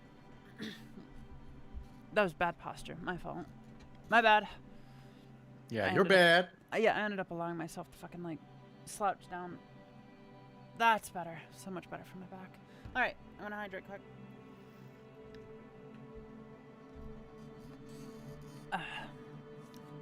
Near is your forgetfulness of all things, and near the forgetfulness of you by all. It's literally just death. Yes, we get it. We get it, Marcus. I mean, you could also say it's, dementia, but I don't want to think about that. That was another thing I did think about that, but the forgetfulness. Well, actually, you could actually say that. Let's say that he was the emperor, and then he got dementia, right? He's not an emperor anymore. He's not an emperor, right? And so people just ignore him. Anyway, I think a good way to term dementia is the death of the soul, and it's fucking. Yep. It's not something. One could put it like that. No, yeah. Hydrate again. That's why brush your teeth. Brush your teeth. You don't want dementia, kids. Remember to brush your teeth. Do you want to end up like old Jimmy down the block? Don't do it. Brush your teeth. Just remember. Okay. It is peculiar to man. It is peculiar to man to love even those who do wrong, and this happens if, when they do wrong, it occurs to you that they are kinsmen, and that they do wrong through ignorance and unintentionally, and that soon both of you will die, and above all, that the wrongdoer has done you no harm, for he has not made your ruling faculty worse than it was before. Alright, Swaghammer, you get some sleep. Alright, sleep well, Swag. The universal nature, out of the universal substance, as if it were wax, now molds a horse. And when it has broken this up, it uses the material for a tree, then for a man, then for something else. And each of these things subsists for a very short time. But it is no hardship for the vessel to be broken up, just as there was none in it being fastened together. That is an interesting way of looking at it, right? It takes no effort to die. Of life. Oh my goodness. Well, it's true. Yeah. And I think that's a fair way to interpret it. It's another thing I like to think about, because last time I talked about when I make food, I like to think about what went into making that food. That's a very that's actually a very complicated thought process, because then when you start to break it down, you realize there is so much that goes into it. But then there was a lot. Yes, I think I have a question for you. Did you have that idea before we talked about my idea of energy? Oh, I've been doing this since I was 15. Okay. It's something I read in some. Oh yeah, she makes terrible food. Don't eat her food. What? No, that's mean. Reese is going into a life of hell because of her cooking. Reese loves my cooking. What are you talking about? That's just what he says to you. No, I watched him eat 3 bowls. Mm-hmm. Heartily. I can tell by his body language. Of course. Cooking is why he fell in love with me. Fuck you. Mm-hmm. Anyway, taking that to the next step, you can start thinking about the animals, right? And then what came before them, what they fed on, what those things fed on, etc., etc. And you really start to absolutely look at what is the circle of life? Great Disney movie, but fuck Disney also. Yeah, fuck Disney. Fuck Disney. Maybe that was before Disney was truly bad. I mean, yeah, it was. It was a solid movie. I'll give it that. But yeah, no, like I got the idea from some manga I read when I was younger. Like I had read something about like it was, I don't remember what manga, but it was a philosophical thing. Oh, actually, you know what? It was probably Fullmetal Alchemist. Them talking about the one and all. It was specifically, yep, I remember now. It was specifically the flashback scene when they were in training and they were trying to understand what one is all and all is one means. And they came to the conclusion that, you know, these ants are each one, but they're also part of all. And that ant colony is one, but it is also part of this island, and this island, etc., etc., and it just goes in a circle like that. So that gave me the idea to like start thinking about my food, where it comes from, and taking it to the next. I don't know what that bit was. Oh, you don't remember the beginning of the Circle of Life? That did not sound like that. Yeah, well, I'm not a great singer. I've never said that I was, but it was pretty close. It was not close if you search at your all. heart, if you search your heart, you know it to be true. I search my heart, and I know everything you are saying does not line up with reality. Lies and poppycock. Anyway, continue. Sorry, someone messaged me. They were Oh my goodness, asking if they somebody could is send so selfies. rude. Somebody wanted to send selfies in the server, and I'm like, no, no, Yeah, never. no. I do not recommend doing that. You will get banned. Also, what? Selfies are banned in my server. You will get banned if you post a selfie. Oh, I see. For security purposes, I don't want anyone getting doxxed, and I don't want that around my server. A scowling look is altogether unnatural, when it is often assumed. The result is that all comeliness dies away, and at last is so completely extinguished that it cannot be again lighted up at all. Try to conclude from this very fact that it is contrary to reason. For if even the perception of doing wrong shall depart, what reason is there for living any longer? I mean, I guess he's basically saying that. Okay, let me break this down in parts. This is my opinion. So he's talking about, it's like, okay, let's start with, if only bad things are going to happen, which is why you're scowling and whatever, right? Then why are you even alive, right? But it's very obvious that the contrary is true, where there's plenty of good and there's plenty of things to live for, blah, blah, blah. Moving on. I'm not just going to expand on that, right? And so then you can also say, then why are you frustrated? Why are you why are you scowling, right? That's my opinion. Yeah. Lots of meth. Alright, I'll finish up 25. Nature which governs the whole will soon change all things you see, and out of their substance will make other things, and again other things from the substance of them, in order that the world may be ever new. Yeah, that's true. Yeah, that's true. Well, I mean, it's That's a very true, my basic dude. concept. No, it is. But it's also, despite being basic, very beautiful in my opinion. When a man has done you any wrong, immediately consider with what opinion about good or evil has he done wrong. For when you have seen this, you will pity him, and will neither wonder nor be angry. For either you yourself think the same thing to be good that he does, or another thing of the same kind. It is your duty then to pardon him, but if you do not think such things to be good or evil, you will more readily be well disposed to him who is in error. I guess that makes sense. So, like, for example, he's like, this is kind of like walking a mile in their shoes.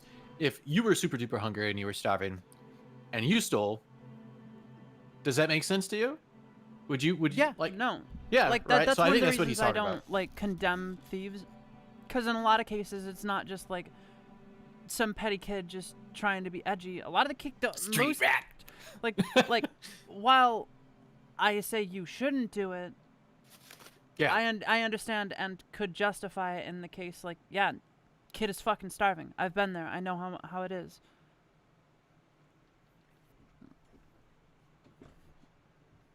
Excuse me, I was blowing my nose. You I didn't dirty think you guys street were rat! going I'm into going to cut off your fingers and use them for sausage. I don't think they said that. Somebody said it sometime, I'm sure. Oh, I'm sure. Maybe in a different language. Okay. Think not so much of what you have, not as what you have. Select the best of the things which you have, and then reflect how eagerly they would have been sought if you had them not. At the same time, however, take care that you do not, through being so pleased with them, accustom yourself to overvalue them, so as to be disturbed if you ever should not have them. Yeah, I think this is straight what I said. It's like, hey, be happy with the things that you have right now, but don't get it so attached that you will be perturbed when they're gone, because they will be gone. No, I can't lose my computer. It's my everything. Continuing. Anyway. I'm sorry. Leo, please, what are you doing? You're just meowing out the window now.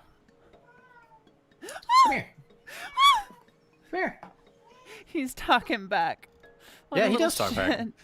I mean, he's always been around humans, so he knows when I'm talking to him. I mean, like, talking back like a child talks back to its father. He's just like, no, look outside. Leo, get over here. No, look outside. I'm giving him some pity pats. That's adorable. Anyway, continue. Yes. Retire into yourself. The rational principle which rules has this nature, that it is content with itself when it does what is just, and so secures tranquility. That's nice. Mm-hmm.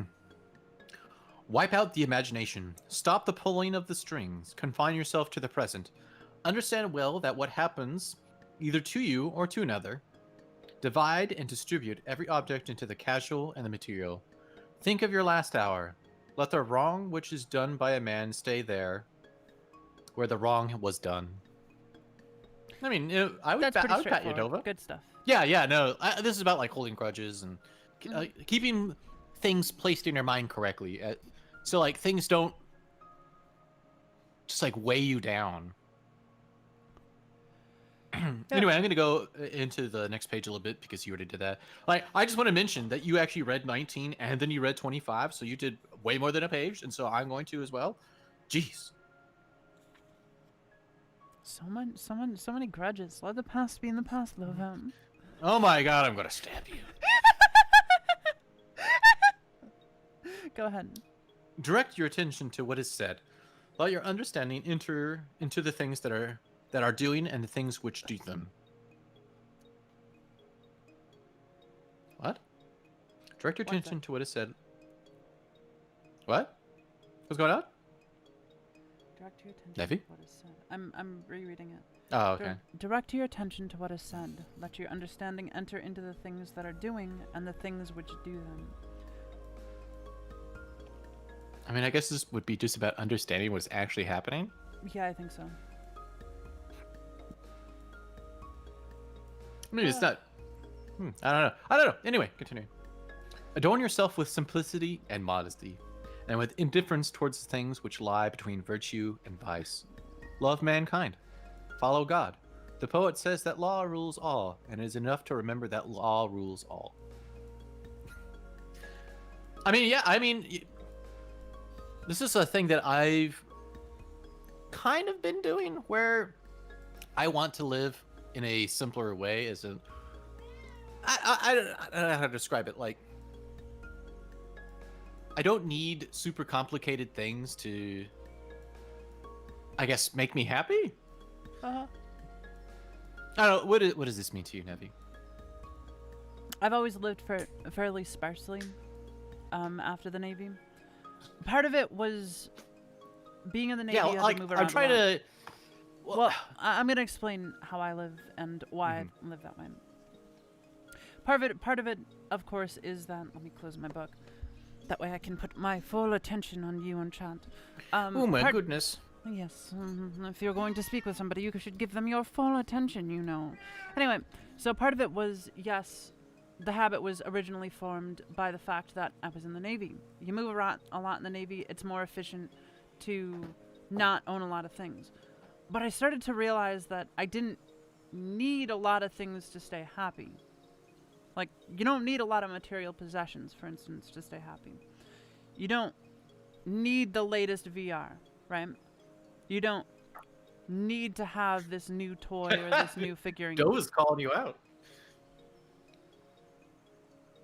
I'm not broke. I have like $4,000 in my savings. That's pretty solid as far as like savings. I mean, I guess if you're comparing yourself to other Americans, yeah. Yeah. Like, I'm not broke. I'm just cheap as fuck. I don't like spending money on things that I don't need to spend money on. Anyway, and so when I moved, I basically came to this same kind of conclusion where it's like, I don't need to own a lot of things. I'd rather just live my life simply and do what makes me happy. So the only things I own are things that I need for my goals, right? That's good. So I own my PC and my mic. For my goals, those are necessary. That's true. Yeah, actually, this could also be like a deterrent to just like randomly buying things that aren't actually towards your goal. Mm-hmm. No, So, that's I not mean, to yeah. say don't. That's not to say don't buy entertainment. Just No, make sure because it's entertainment and the rest entertainment part that of it, will yeah. last a while, and it's entertainment that will truly entertain you. In my opinion, that's how I do it. This is one of the reasons why I haven't bought a new thing of VR, because I just don't think I need it. I don't need VR. I still want to get new VR because Oh I miss my VR good- chat. I mean, you can get off VR chat on desktop. I miss my hands. I miss my hands. The most lost- expensive DLC ever. I lost my hands in the Great War of... Shit, when was the Ugandan Knuckles meme? Like, Oh, that was a long time 2018? ago. 2017? Yeah, 2018. 2018, I think. I lost my hands in the Great War of 2018. The Great Ugandan Knuckles War. himself tore them off. Yeah, the Great Fisting. Oh, jeez. Mm-hmm. About death. Whether it is dispersion or a resolution into atoms or annihilation, it is either extinction or change. That's good. That last one is good. It is either extinction or change. And in some cases, you might think it's both. Well, yeah, why not both? Mm-hmm. I, for one, welcome our new robot overlords. Oh my goodness. Okay. Did you want? No, I'm gonna do 33. Okay. Yeah, take that, Nevi. I take back my power. Okay. Go ahead. About pain. The pain which is intolerable carries us off, but which lasts a long time is tolerable. Oh, but that which lasts a long time is tolerable? Oh, I mean, I guess you could say, like... Try to make sense of this, man. Okay. The pain that is intolerable it's the frog carries us analogy. off. It's the frog analogy, right? What do you mean?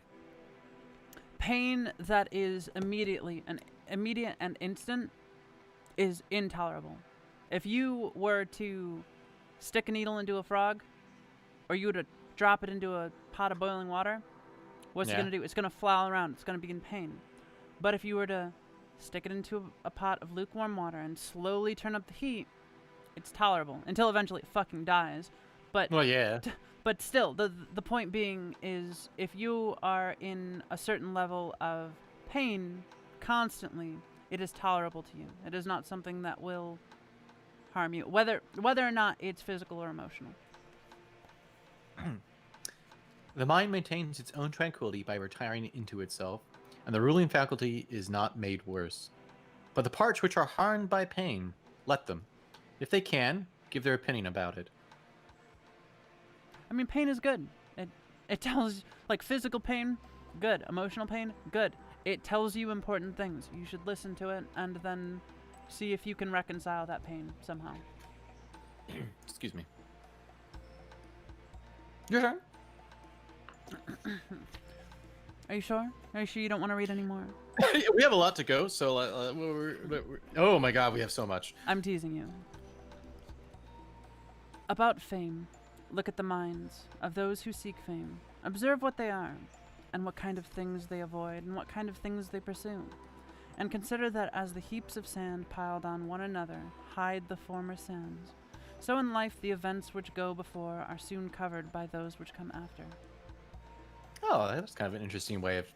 That's an interesting analogy, actually. Hmm. From Plato. The man who has an elevated mind and takes a view of all time and of all substance, do you suppose it possible for him to think that human life is anything great? It is not possible, he said. Such a man then will think that death also is no evil. Certainly not.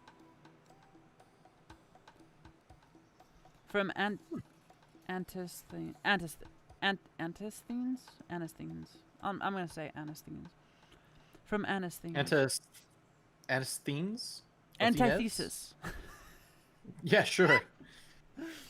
From Antisthenes. It is royal to do good and to be abused. Abuse What is this description of royal? No, so for example, like one of the okay, if we hark back to the first chapter when he was talking about his adopted father, the emperor before him, or one of the emperors before him, he talked about how one of the good things he did he administrated the empire well and took the abuses of the people and did not change. Mm-hmm. Right? So I think that is kind of what he's talking about.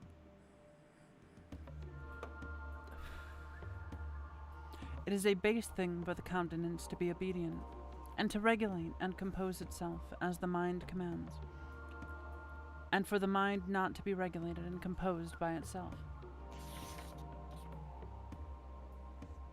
What? Let me read that again.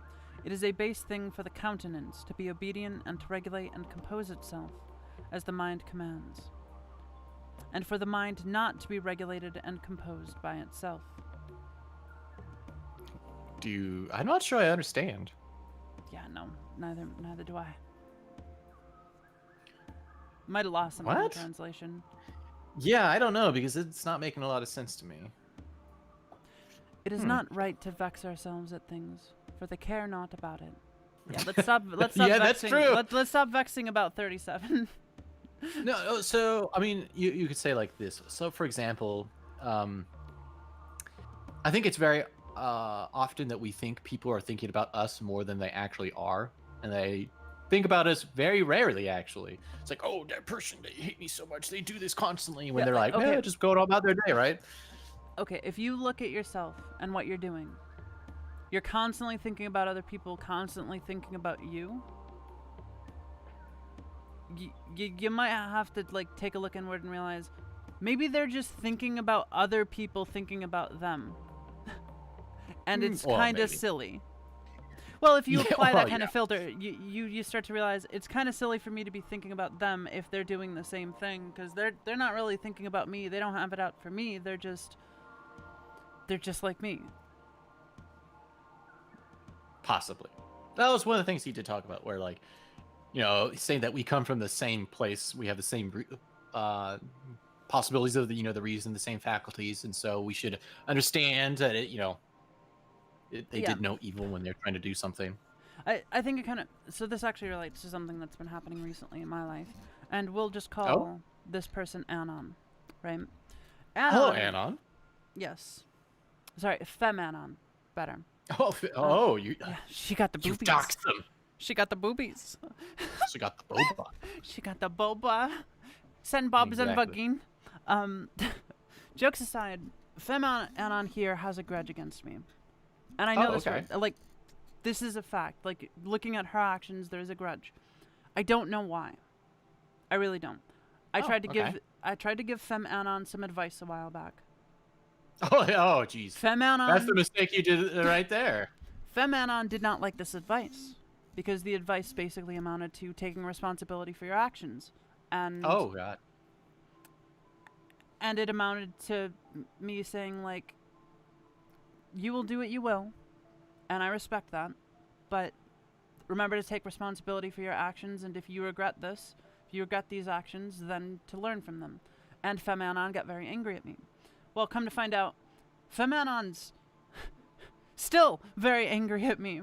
And I don't blame her for it, but I also, and I understand to a degree why she's doing it, but at the same time,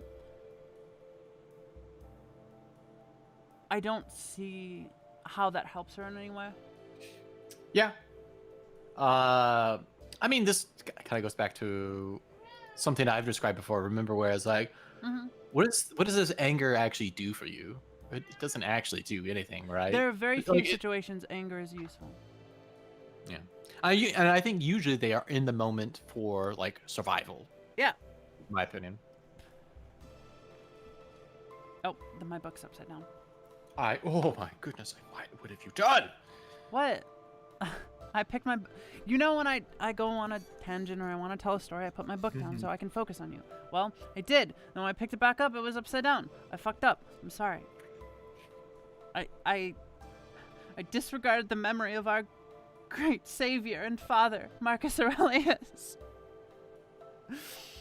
Anyway, life must be reaped like the ripe ears of corn. One man is born, another dies. Oh, to the immortal gods and us give joy. Life must be reaped like the ripe ears of corn. One man is born, another dies. If gods care not for me and my children, there is a reason for it. For the good is with me, and the just. No joining others in their wailing, no violent emotion. I think this is a lot of little like things he thought of and then just put down. Mm-hmm. Do you want me to do 44 as well? Yeah. Keep going. From Plato. But I would make this man a sufficient answer.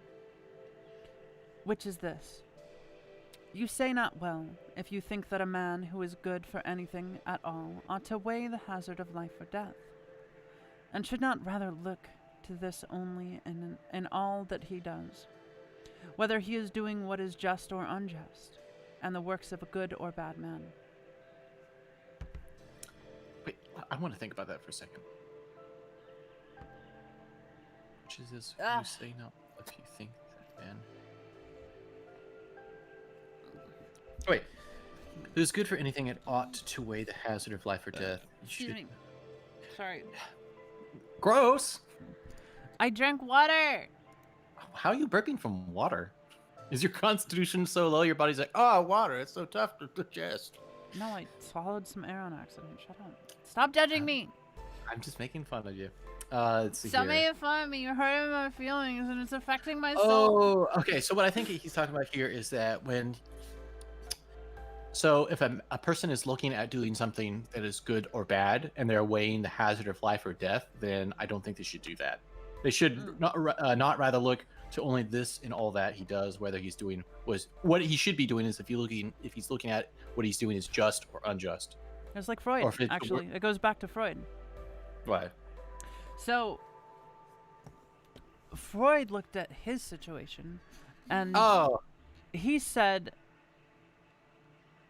should I give up on this research that I found out and out a bunch of... Should I lie? Should I lie? Should I lie? Give up on this research and out a bunch of child abusers. We'll use that word. Child abusers, right? Yeah. Or should I take these threats seriously, worry about my life and the life of my family and my money, which was the biggest thing? Money, yeah. Because a lot of his funders were the ones that were child abusers. Yep. Yeah, it's true. And it was said about Freud, what was it? Money was his second drug right after cocaine. Yeah.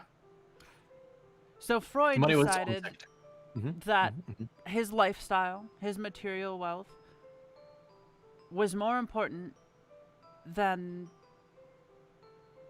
outing a bunch of child abusers. To do what was just. Mm-hmm. And for that, we suffered quite a lot, I believe, in my opinion. Quite a lot. All right. Hello, Soyam. Yes, also hello, Soyam.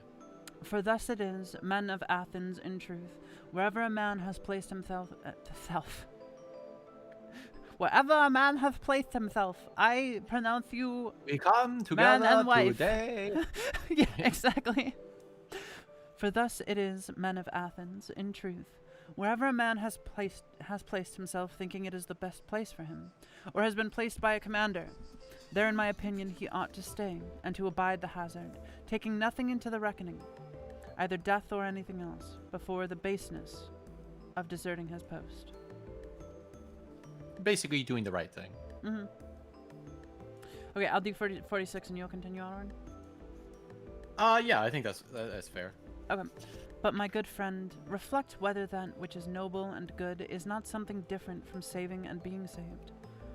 For as to a man living such or such a time, at least one who is really a man, consider if this is not a thing to be dismissed from your thoughts. Sorry, from the thoughts. And there must be no love of life. But as to these matters, a man must entrust them to the deity and believe what the women say, that no man can escape his destiny. The next inquiry being how he may best live the time that he has to live. Oh yeah, so so from 44 to 46, they're all connected. Basically, is what Yeah, he's no, saying. definitely. So all of them are basically like thoughts after thoughts after thoughts. So, Honestly, so basically I'm feeling this a is flow like, from a lot of these, but yeah. well, some of them, like, it feels like he has like these little thoughts, and then he has a thought where it actually takes multiple paragraphs to actually describe, which was like so for exist from 44 to 46.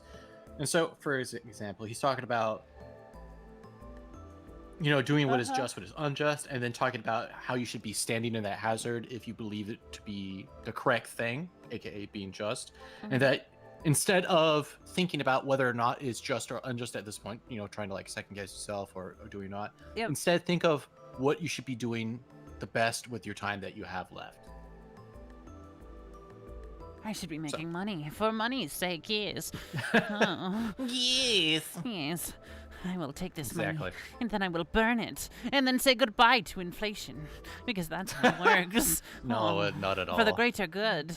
For the greater good. That wouldn't do nothing. Anyway. And then I will just erase all of the banks, all of their digital currencies. Yes, I will hack them. Oh wow. Super Iranian hackers. Super Iranian hackers. Oh, you don't know that meme, do you? No, I don't know this meme. So, this will be quick. During the, I think, 2018 furry debacle with the zoo sadists. Yeah. Oh. Yeah. Yeah, there's a lot to take in just a single sentence, right? Yeah. Not even a full sentence. So, during the furry debacle of the zoo sadists, which was a huge leak of videos, images, chat logs, and proof of people abusing animals in unspeakable ways and children in unspeakable ways. One person who was a heralded fucking furry community member, huge dude, biggest one in the entire group, was called out for being in the chats. And he deleted his account and tried to play it off as if somebody else deleted his account, right? Okay. And later on, he's like, "No, look, my account was accessed by this. I have an email proving it. It was accessed by Iran. Hackers did it." But the thing is, that screenshot had a little symbol on it that showed that he was still, even then, using a fucking VPN. So it became a meme. Iranian super hackers. Yes, the Iranian super hackers that then also use a VPN to prove themselves that they're there. They're real, man. They're real. Yep, they're real. Also, that's a very cute little reptile. That's a good boy.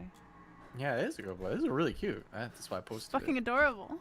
It is, I know. He's so happy. Okay. This is a fine saying of Plato, that he who is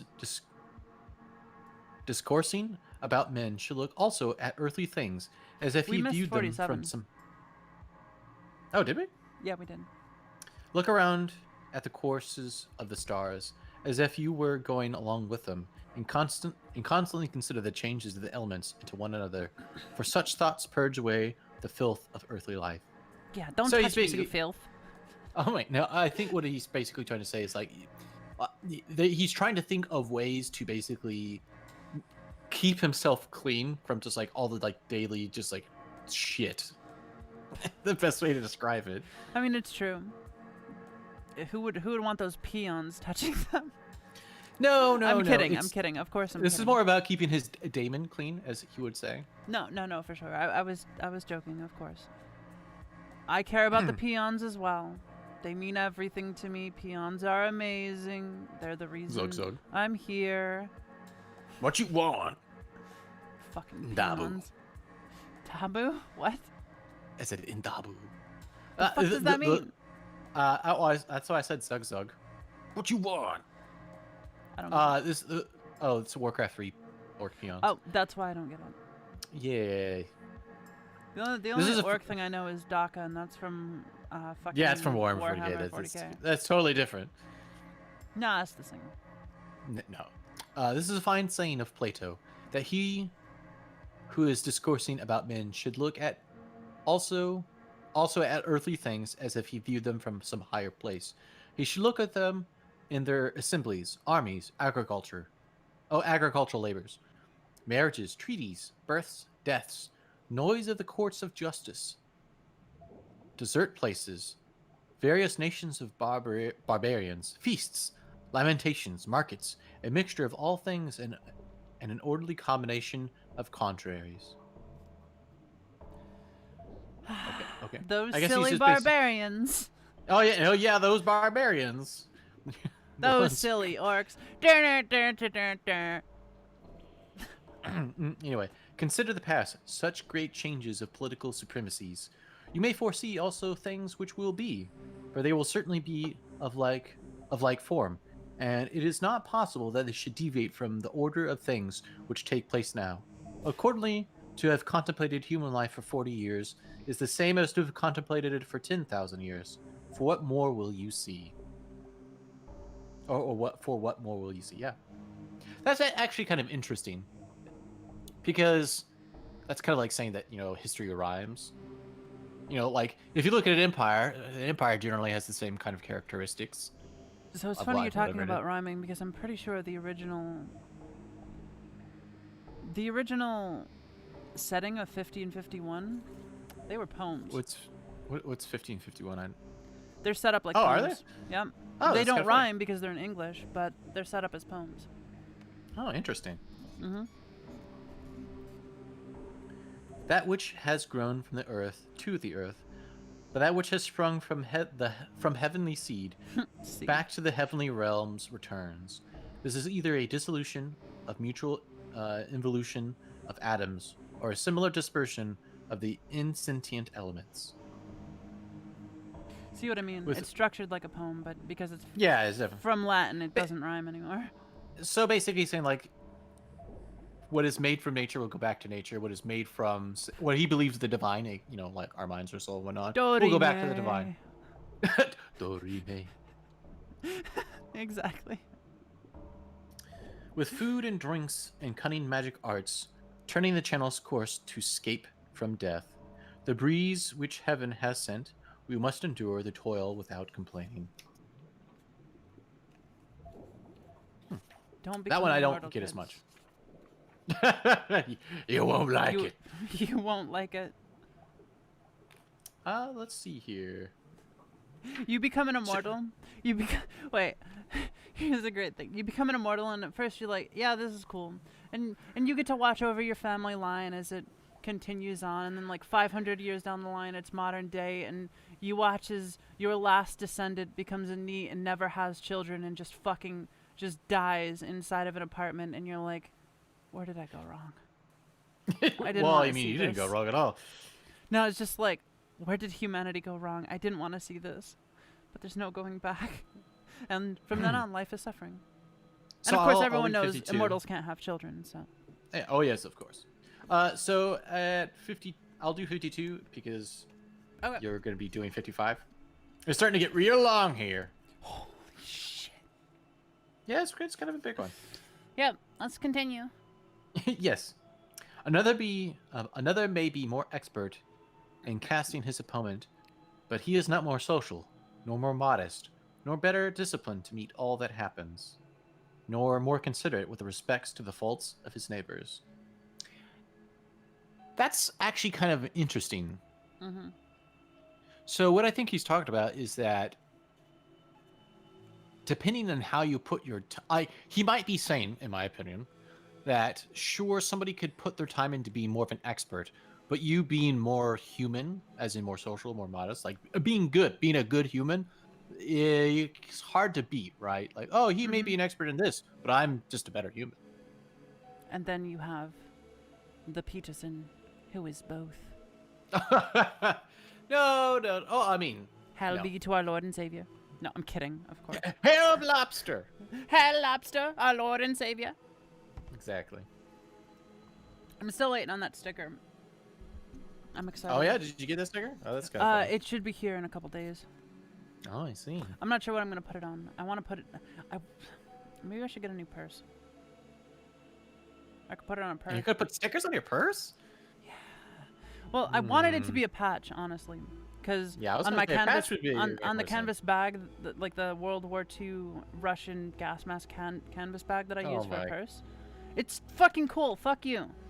Just that sentence alone's like, she's got some issues. Don't worry about it. No, it's it's a conversation piece, and it's lasted me years. It does not break down at all. Okay, no, that's fine. Anyway, I believe you.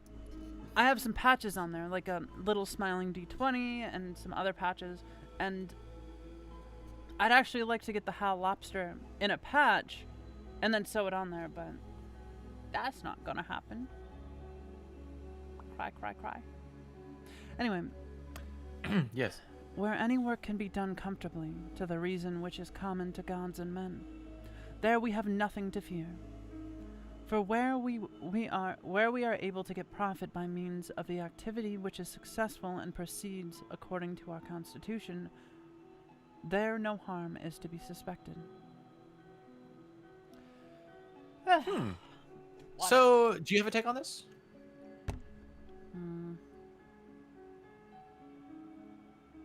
Where any work can be done comfortably, to the reason which is... No, it's not comfortably, it's conformably. Conformably, thank you. I'm just a little dizzy. There we have nothing to fear. For where we are able to get profit by means of the activity which is successful and proceeds according to our constitution, there's no harm. There no harm is to be suspected. So I think this kind of goes back to, well, it doesn't go back to, but like it brings up the idea that like money and success in itself are not things to be suspected. Which I think a lot of people have issues with these days. Yeah, it's like laughing that quote unquote gamer millionaire YouTube douchebag got robbed. Oh yeah, PewDiePie. That's just meant. Yeah, no, like, but he put in the work, right? Like, yeah, he put in the work. Do you suspect that he years of work? Yeah, yeah. No, I think that is a good example. PewDiePie is a good example of this. Yeah. Anyway, everywhere and at all times it is in your power piously to acquiesce in your present condition, and to behave justly to those who are about you, and to exert your skill upon your present thoughts, that nothing shall steal into them without being well examined. Oh, okay. I actually like that because it makes me think about keeping an eye open, because propaganda exists, of course, in all situations. Really? Yeah, it's crazy. Like, most people aren't immune to propaganda. Advertisements. That's advertisements is a form of propaganda. Yeah, it's a form of propaganda. And it's just propaganda to buy my shit. Yeah, and kind of what he's saying here is like, examine it first before you allow your opinion to be tainted by a surface level argument or a surface level piece of propaganda. Examine it, and then if you deem it worthy, allow it to enter your mind. I mean, or to more consider it. Right? Of course, critical thinking is illegal now, so don't worry about it. Oh yeah, no, should you? Oh yeah, we already talked about this, but don't you know you're not? We need to get rid of critical thinking. Of course, it's illegal. Exactly. Well, it does us no good because it can come to outcomes that we would not like. So we need to stop critical thinking. I actually watched a funny video recently. It was talking about play as children, right? And I think it's a really important thing. Play as children is important, whether you're playing alone or you're playing with others. And something that was being brought up is that play is subversive. when you get a toy as a child, you don't play with it as intended. You play with it as you see fit when you're left alone. That's true. Yeah. I mean, it's actually funny because when I was a little girl, my sort of adopted father, he would get mad at me because I would play with toys in a way that was not intended because I had a fucking imagination, right? Disgusting yeah, imagination. like he was like, Get rid of it. You can't use toys like that. That's not what it was made for. And it's like, it's a toy. It was made to be played with. Like I even said that to his face once, and he grounded me. But very, very good use of your authority, by the way. A kid makes a good point. Ground them. Duh. But yeah, no, like play is subversive. When you play a game or you play with a toy, you are going to get your own impressions of it, and you are going to do whatever you want with it based on your own values and ideas. Even as adults, we play games. Yeah. No matter what you want to call them. And you're going to play them in your own way to a degree. You'll follow certain rules if it's like a game of sport or a game with rules, but you'll still kind of like do your own thing. And I think that's important because recently a lot of games such as Vampires the Masquerade or I don't know,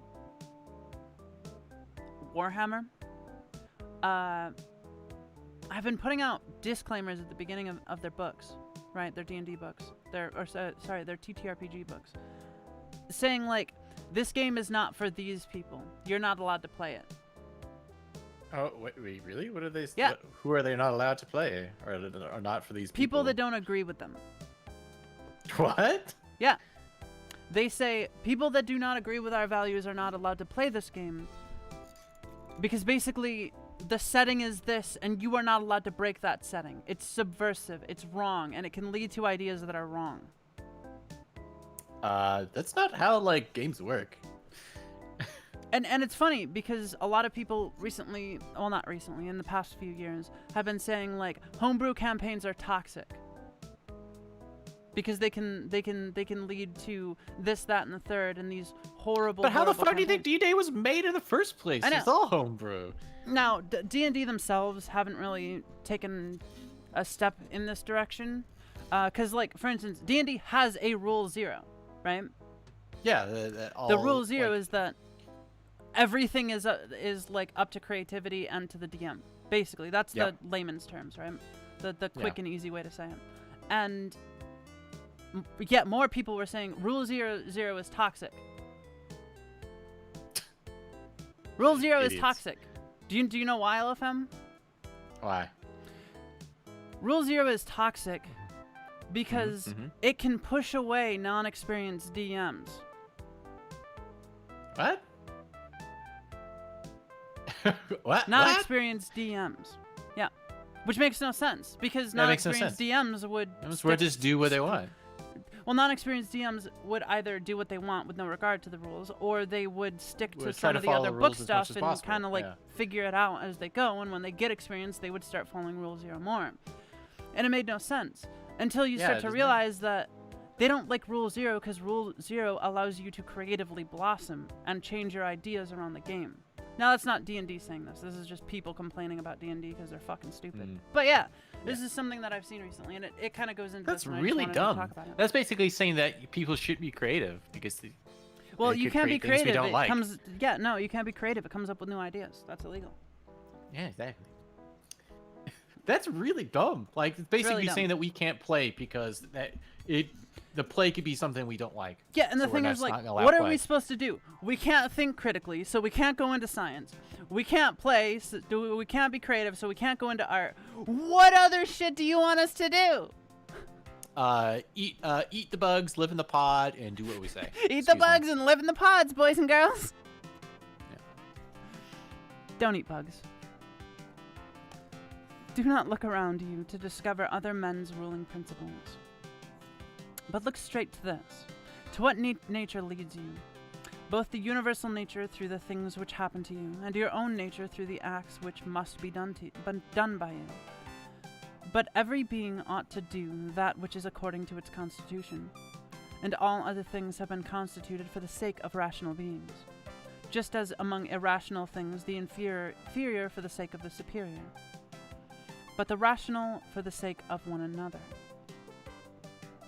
The prime principle, then, in man's constitution is the social, and the second is not to yield to the persuasions of the body, for it is the peculiar office of the rational and intelligent motion to circumscribe itself, and never to be overpowered either by the motion of the senses or of the appetites. For both are animal, but the intelligent motion claims superiority, and does not permit itself to be overpowered by the others, and with good reason, for it is formed by nature to use all of them. The third thing in the rational constitution is freedom from error and from deception. Then let the ruling principle hold fast to these things, go straight on.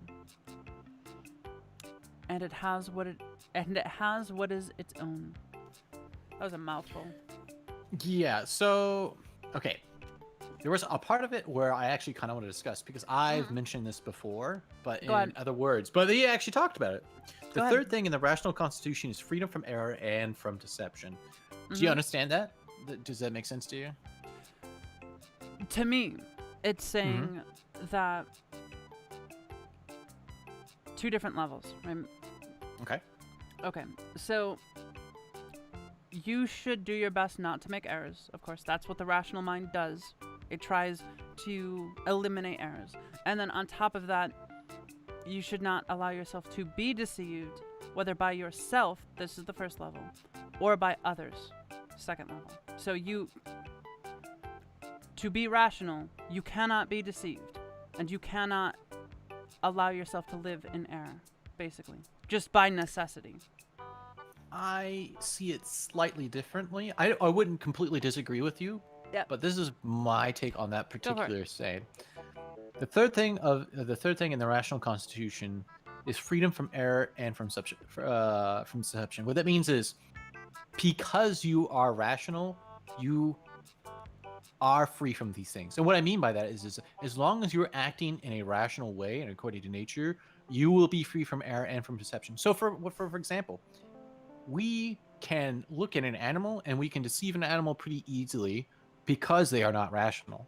Like, they cannot think things through, right? It is not to their nature to actually sit down and think, oh, this makes no sense.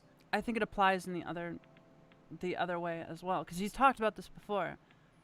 Necessarily, you cannot be rational if you are allowing yourself to be deceived and make errors. Yeah, no, that's also why I think like, and that's what I was trying to say before. Yeah, but that's what I think it is like it is a freedom given to you by being rational, is to be able to sit down and actually say, oh no, they're trying to deceive me. I'm not going to do that. And that's something you get for being rational. Yep. Like, if you were just an animal, you would not have that capability. You would not have that freedom. You would just be tricked by whatever they're doing. A passive trait? maybe. Passive boon, maybe? Sure, but that's what I'm saying was what I think he is talking about, the freedom from irrationality. It's like we do have that. We can get away from error. Like, for example, let's say we make an error. Guess what? We don't have to make it again. Yeah. That's a freedom we have. Unlike an animal, where we can see animals act in the same way a lot of the times. Like, they'll all make the same error. I mean, to some degree, depending on the smarts of the animal. And this is more modern science. Yeah, this is more modern. But I'm talking about... But the thing is, most animals can't easily pass down those lessons to other animals. That's another big thing that comes with humans, is that we're not just free from error as individuals. We are free from error as a whole. We can pass down these lessons through stories, whereas animals don't have the ability to pass them down in such complex form that allows them to teach such complex lessons. Yeah, no, I agree. And that's why I think that last section is. So to go to the other things, that's you, Lofam. I guess it's really... No, I agree. That's you. That's you. What's me? No, I agree. Oh, okay. I don't know what you're trying to say here. I was just trying to talk about this. Making a tease. Go ahead. Oh my goodness! I hate you so I'm making much. fun Why of do you you. do this to me?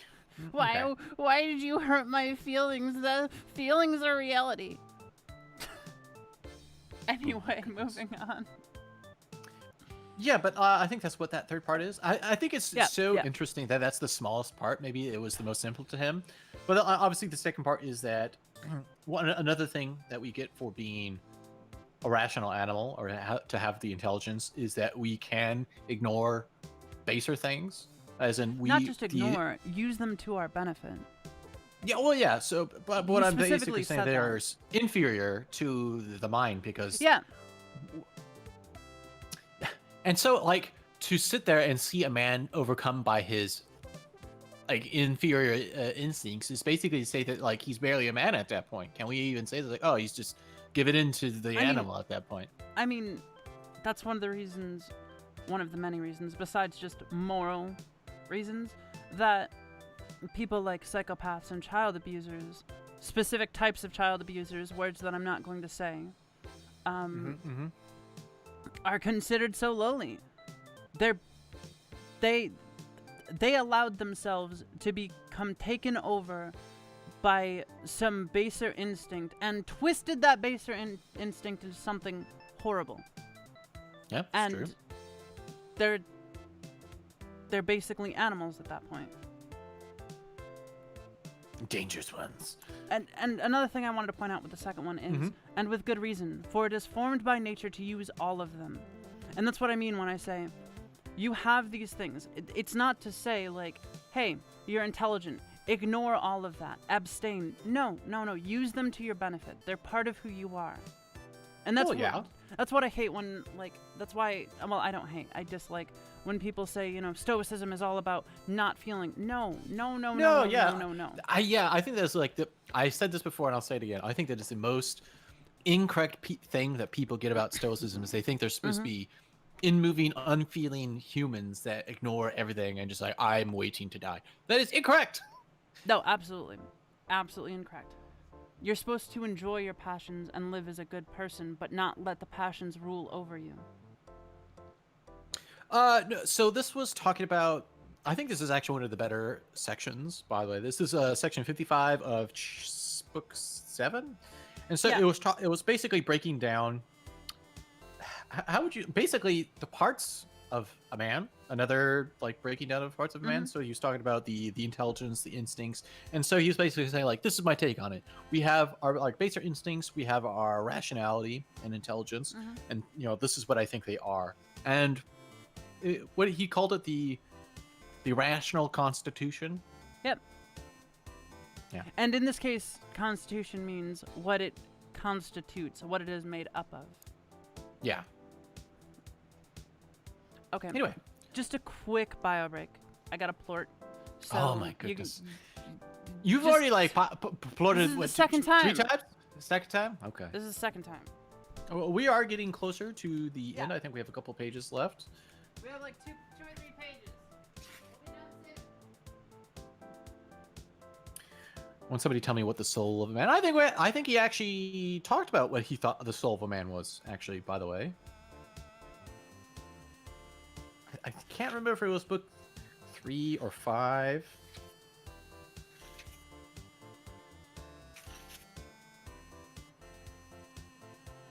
Yeah, let me have a look.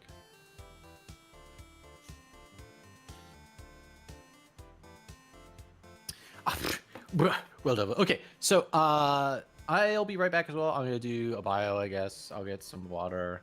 I'll be right back.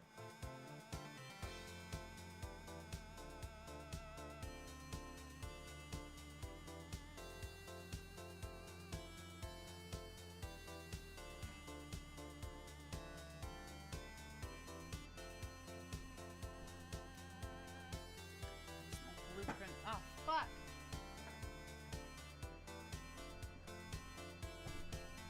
Okay, I returned. Sorry about that.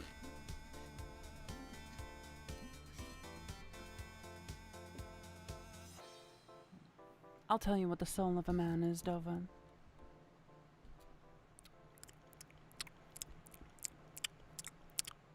That's the soul of a man.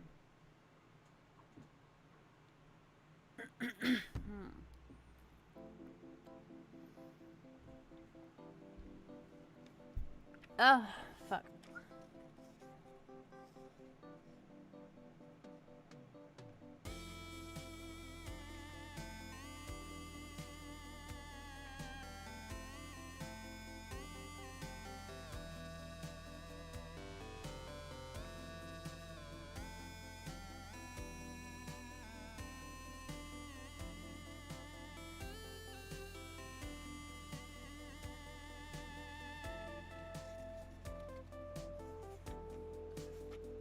Four, 5, 6, 7. Book 8 is only 7 pages. Also, no, Dova, you're pretty. You're the pretty one, Dova. Fight me. I'll fight you. Let's go. I do not take empty words kindly. Bum, bum, ba-dum.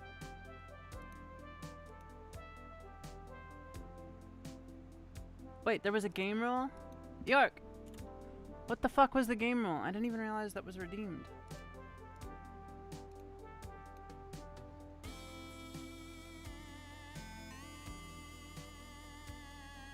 Why didn't it play a sound? Oh, it's really fucking quiet. That's strange. Give me a sec. Let me go change that.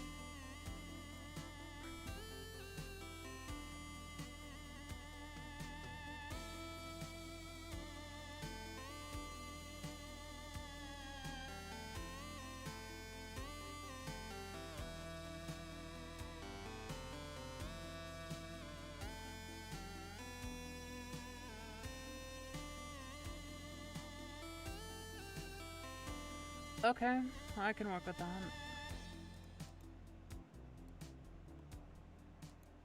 Okay.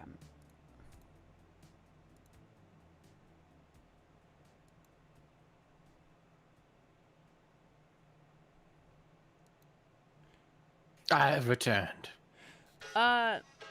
York, I don't What? think normally, okay, he implemented a game rule a while ago that I missed. He wanted me to play devil's advocate, and it's hard for me to play devil's advocate with something like philosophy. In a lot of cases, I would absolutely do so, because it's Wouldn't very you- easy to debate. That goes against us literally finishing the book. Yeah. In debate, I would say, yeah, I'll play devil's advocate, but in philosophy, it's really hard for me to do, as philosophy is such an open, interpreted thing. There's not a lot of facts to back up an argument in that kind of situation. At least an argument against. So I'm just gonna give you back your points. Oh, I see. Well, I might, depending on how many points York has. York is like rich as fuck. Well, digitally rich. Never mind, you're not getting them back. You have 53,000 points. Well, that's not that much. It's quite a lot. It's not that many points. Give the points back. Don't steer from the plebs. Fine. Fine. Yeah, look at that. Look at that.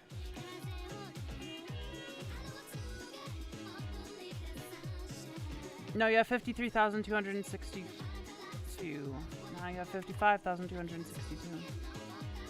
24,000. Is that minutes? Okay, it's minutes. I was gonna say how many. The amount of hours. What the fuck? Yeah, especially like you're gonna take these points away from this person. They spent the time watching your stream, and you would take that from them. But he always abuses the points to bully me. So, K-Orc will use the points as they see fit. But it makes me not happy. It makes me the opposite of happy. What? Them not watching your them watching your stream to get points? That makes you unhappy? No, I'm not unhappy. I'm the opposite of happy. Oh, my Not goodness. sad or angry. He created a new emotion. It's opposite happy. I'll give you gun. I'll give you a gun. Okay. I'm happy Okay. now. Are we ready to begin? Yes. Let's continue.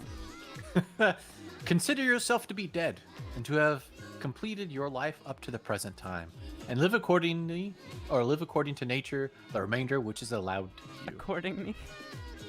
It says according. Accordingly. Live according to nature, the remainder which is allowed you. We are the knights that say nee.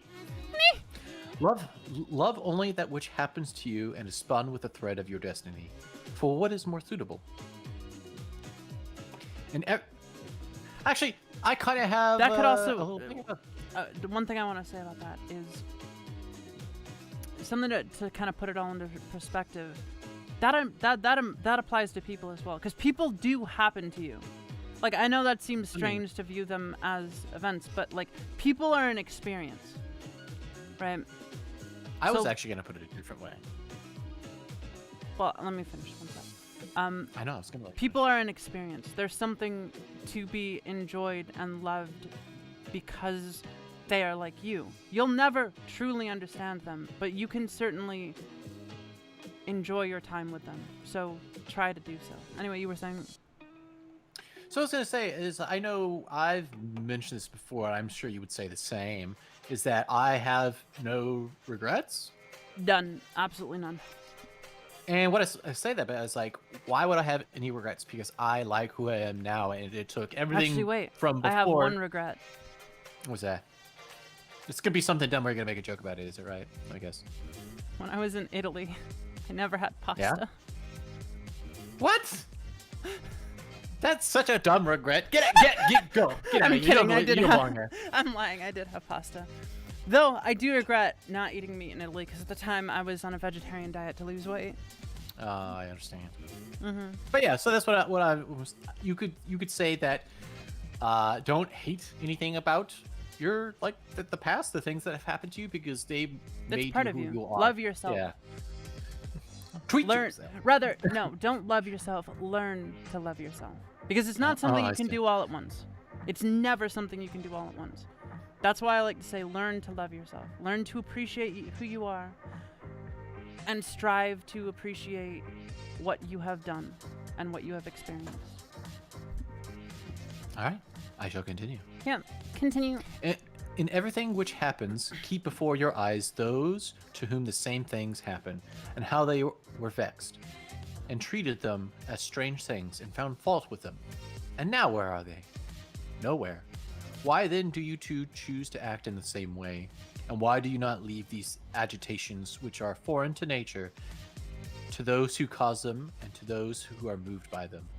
And why you are not altogether intent upon the right way of making use of the things which happen to you?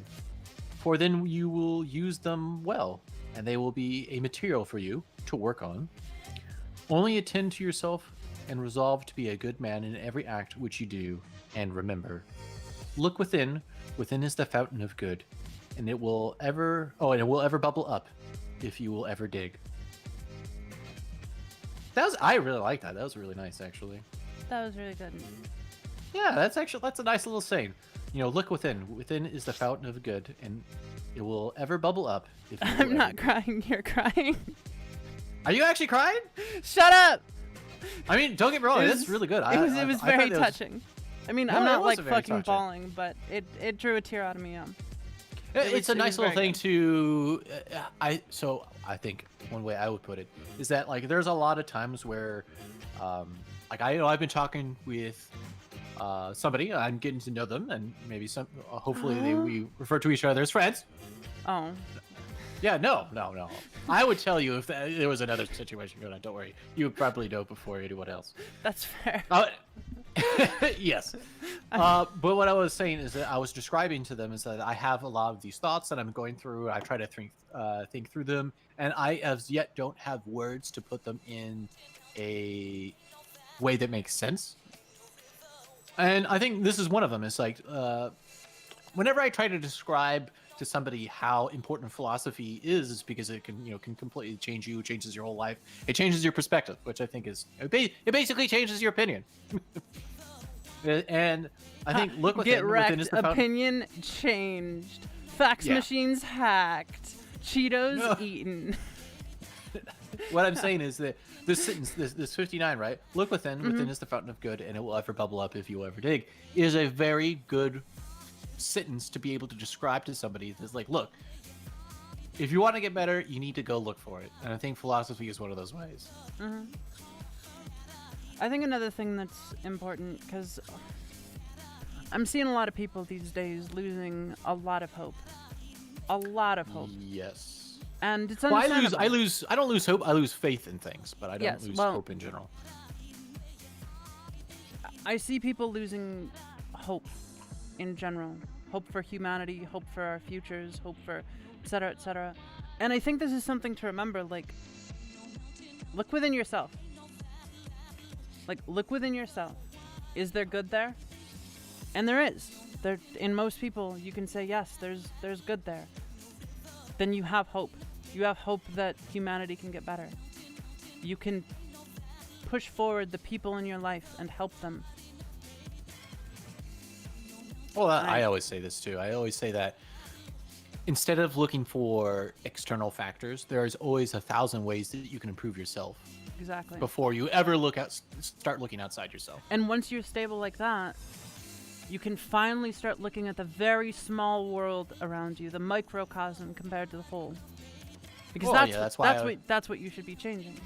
Well, that's why I say, you know, fix yourself, then your friends, then your family, and then at that point, maybe then start looking at things outside. Yeah, like maybe but the thing is, helping your community. Well, yeah, I agree. But the thing, it's kind of my thing. I think if everybody adopted that point of view, then the community would be perfectly fine, and you would never have to really do anything, unless there was external factors. We don't know what would happen if everybody adopted that point of view, but I have a feeling it would be fucking amazing. Anyway, let's see here. I shall do 60. Yeah, because it does this very nicely for us. The body ought to be compact and to show no irregularity. Oh my god, tongue-tied right now. Either in motion or attitude. For what the mind shows in the face by maintaining it in the expression of intelligence and propriety, that ought to be required also in the whole body.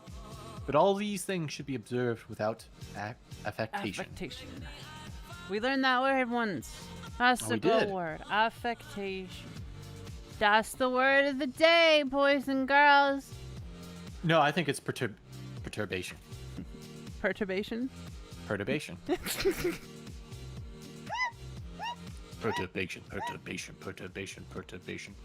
Mushroom, perturbation.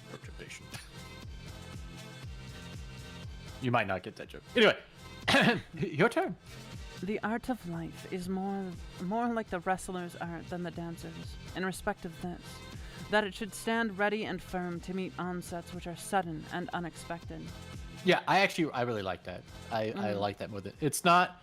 It's a wrestler. You're a wrestler, not a dancer, Jimmy Two Shows. What are you doing on that boxing ring? What? Actually, I think his name was Billy something. Some stupid... Okay, context. So, I'm specifically calling another memory from my childhood. See, you guys are getting the scoop on Sundays. I only ever talk about this stuff on Sundays. It was a movie that my mom fucking loved. And I can't quite remember what it was, but it was about this guy in the UK who wanted to... Okay, his dad wanted him to be a boxer, right? And was putting him into boxing classes. In the same area was a fucking a ballet class thing, right? Like dancing. Okay. And the dude he just had impeccable time, like, and he kept just like every time he heard the music he would just get into it, and he had a huge interest in this. And it's the whole like underdog following his dreams story or whatever, but like it just reminds me of this, like, what the fuck are you doing? Punch him in the face, kid. You dumbass. I do remember specifically from that movie as well, like, you never see his mother except in one fucking scene, and it's really confusing. Like, really confusing. Because, like, I thought she was dead for the entire movie. For the entire movie. Like, they never talked about her. For the entire movie, I thought she was dead until one scene when he gets up in the middle of the night to drink some milk because he had a bad dream or some bullshit. And he drinks out of the or not out of the carton, out of the glass bottle, because this was like forever ago. He drinks out of the glass bottle, and then you just see his mom standing in the doorway, and she's like, "What did I tell you about this?" And then she just disappears. And I still thought she was dead. I thought it was a memory, right? Because like it was just so out of fucking nowhere. And, all right.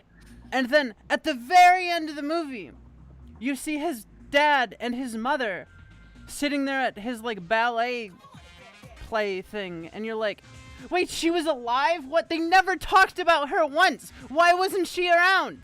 What the fuck is going on? Was this some was this an artistic thing where it's like, oh, she actually is dead, she's just there in spirit with him? Like, what the fuck? Like, they never really solidified it, and it was so confusing to me as a kid.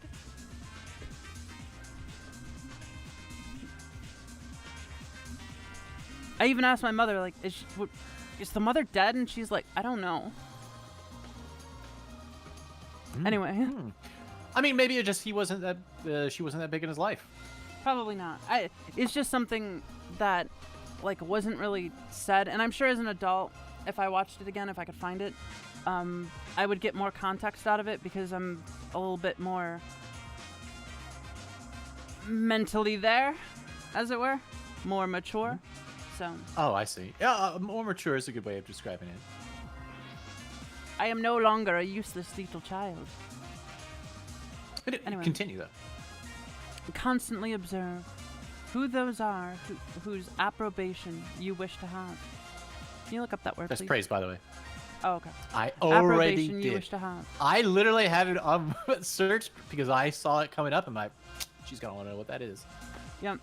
And what ruling principles they possess. I'm not dumb, you're dumb. Sure. For then you will never blame those who offend involuntarily, nor will you want their approbation, if you look to the sources of their opinions and appetites. That's fair. I guess this is like more understanding people, right? Yeah. Like where do they come from, what they want, and understanding yourself. Anyway, continue. Every soul, the philosopher says, is involuntarily deprived of truth. Consequently, in the same way, it is deprived of justice and temperance and benevolence and everything of the kind. It is most necessary to bear this constantly in mind, for thus you will be more gentle towards all. Okay. Oof. Well, what's your thoughts on that? It says involuntarily deprived of truth. So the same way it's deprived of justice, I kind of benevolence. I kind of slightly tie this back to the idea of opinions, where you can never truly know what the truth is. Only, you know, what you think the truth is.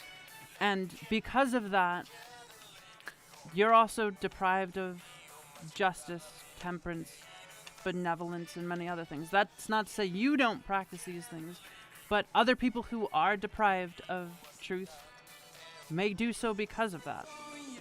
That's what I'm taking away from it. What if, Go ahead. since we're talking about philosophy here, because they do say, the philosophers say, is because we know life is opinion, right?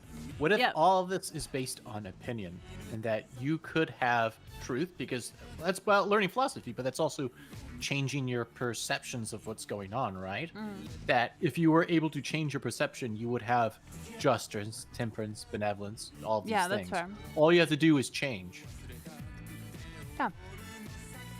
In every pain, let this thought be present, that there is no dishonor in it, nor does it make the governing intelligence worse, for it does not damage the intelligence either so far as the intelligence is rational, or so far as it is social. Unless you take a bullet to the brain, but then you're basically soul dead. Well, I mean, that's your body dying. Well, I mean the ones who survive, the very rare cases. Oh, yeah. I mean, those do, but I mean, I still think that's, that destroys their brain. Or there is, of course, part that of their really rare intelligence. case. There is a really rare case. I don't remember what it's called. You're talking about the guy with the rail spike through his brain, and No, then he lost a part of it. I think. Let me look this up. No, that's not what it is. Anyway, I can't remember the name, but basically this guy got beaten to near death, middle of the night by a bunch of hoodlums, right? Just Oh, dang. people that just jumped him, took his wallet, beat him near death, took huge amounts of brain trauma, right? Okay. He was in the hospital for a couple months, really out of it because he was healing, had several concussions. Yeah. He came back to work, and he explains that everything was different. I started to wash my hands constantly. I started to lock myself inside of my house, and I started seeing these patterns. And basically, his brain was rewired towards math, like really heavily. He ended up becoming a mathematician, so happy news for him, right? Like, happy ending, more or Sure. less. But, like, it's really interesting to see something that physically changes your mind, but even then, I don't think it changed his soul. I don't really. No, because he was still dealing with it. He's just like, he's like- the same person. He's now just dealing with a different set of circumstances. He's dealing with different appetites, perceptions or that- basically. like, yeah, different appetites and perceptions that are being brought in by his physical side. Yeah, the senses.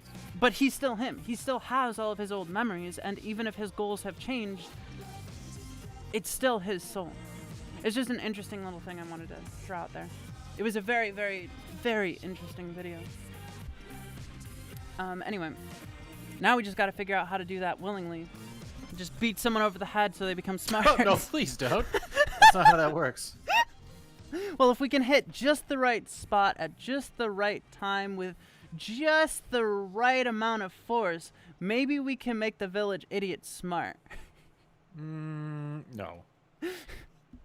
No more horny. How is that horny?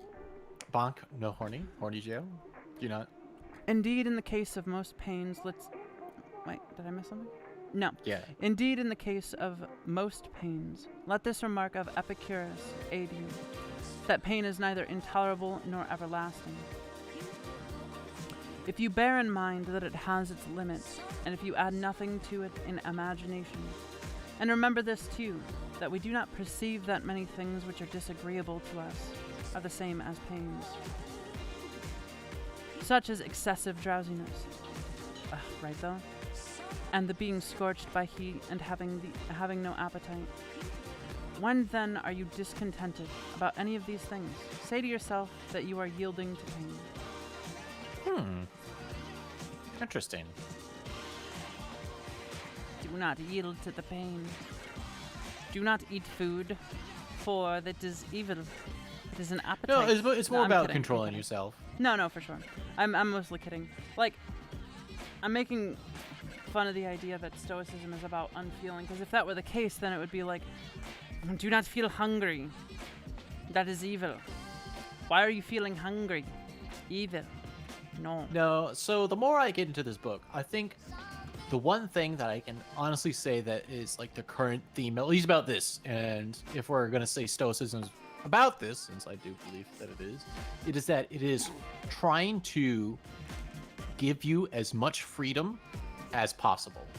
So it's basically saying, like, No, for sure. Let's think of ways to get freedom from our appetites, freedom from death, freedom from like every. It's basically trying to be as free and to be as human as possible. Yep. Sorry, I needed that good nicotine. I'm sure. It's an appetite. Yeah, sure. I'm yeah, being as no. free as possible. Take care not That's to feel. not how I describe it. Take care not to feel towards the inhuman as they feel towards men.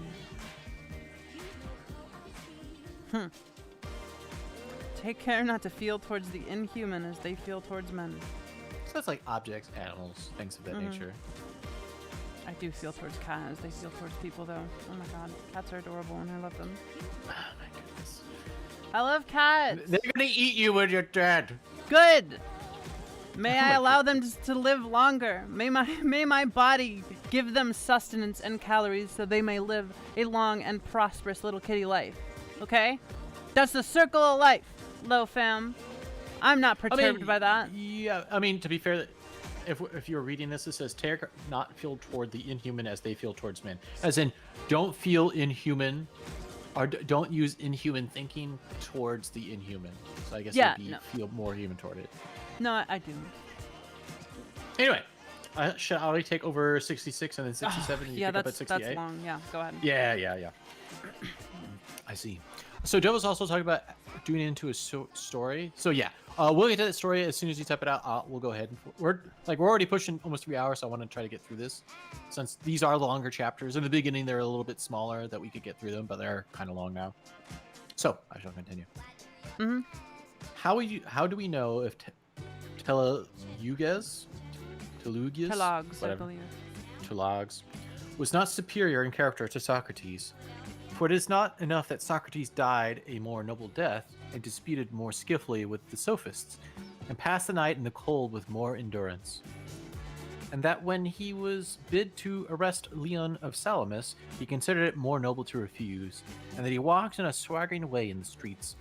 Though as to this fact one may have great doubts if it was true. But we ought to inquire that what kind of soul it was that Socrates possessed, and if he was able to be content with being just towards men and pious towards the gods, neither idly vexed on account of men's villainy, nor yet making himself a slave to any man's ignorance, nor receiving a strange anything that fell to his share out of the universal, nor enduring it as intolerable, nor allowing his understanding to sympathize with the effects of the miserable flesh. So basically, he's examining Socrates and basically saying like, oh, what made Socrates better than this other person, right? Can we be sure? Do we know? Yes. I'm gonna read Doba's story. So in Judaism, they believe in two aspects of the human soul: the Yetzer Hara, or animal soul, and Yetzer Tov, godlike spirit. So a village said, hey, let's become as godlike as possible. So they made a special box to trap the animal nature. And 3 days later, they died of dehydration. Well, yeah, that's gonna happen. You're made of multiple things, not just one. They're made of meat. Meat. How do they communicate? By slapping meat. By blowing air through meat with meat. Oh, yeah, you know exactly what I'm talking about. Yeah, it's one of my favorite stories. Nature has not so mingled the intelligence with the composition of the body as not have allowed you the power of circumscribing yourself and bringing under subjection to yourself all that is your own. For it is very possible to be a divine man and to be recognized as such by no one. Always bear this in mind, and another thing too, that very little indeed is necessary for living a happy life. And because you hast despaired of becoming a dialectician and skilled in the knowledge of nature, do you not for this reason renounce the hope of being both free and modest and social obedient to God?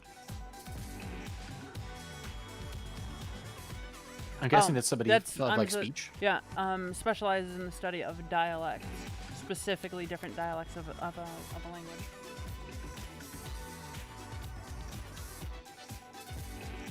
All right, so I think that's when he's talking about here. So there's like a couple parts. So it is very possible to be a divine man and be recognized as such by no one.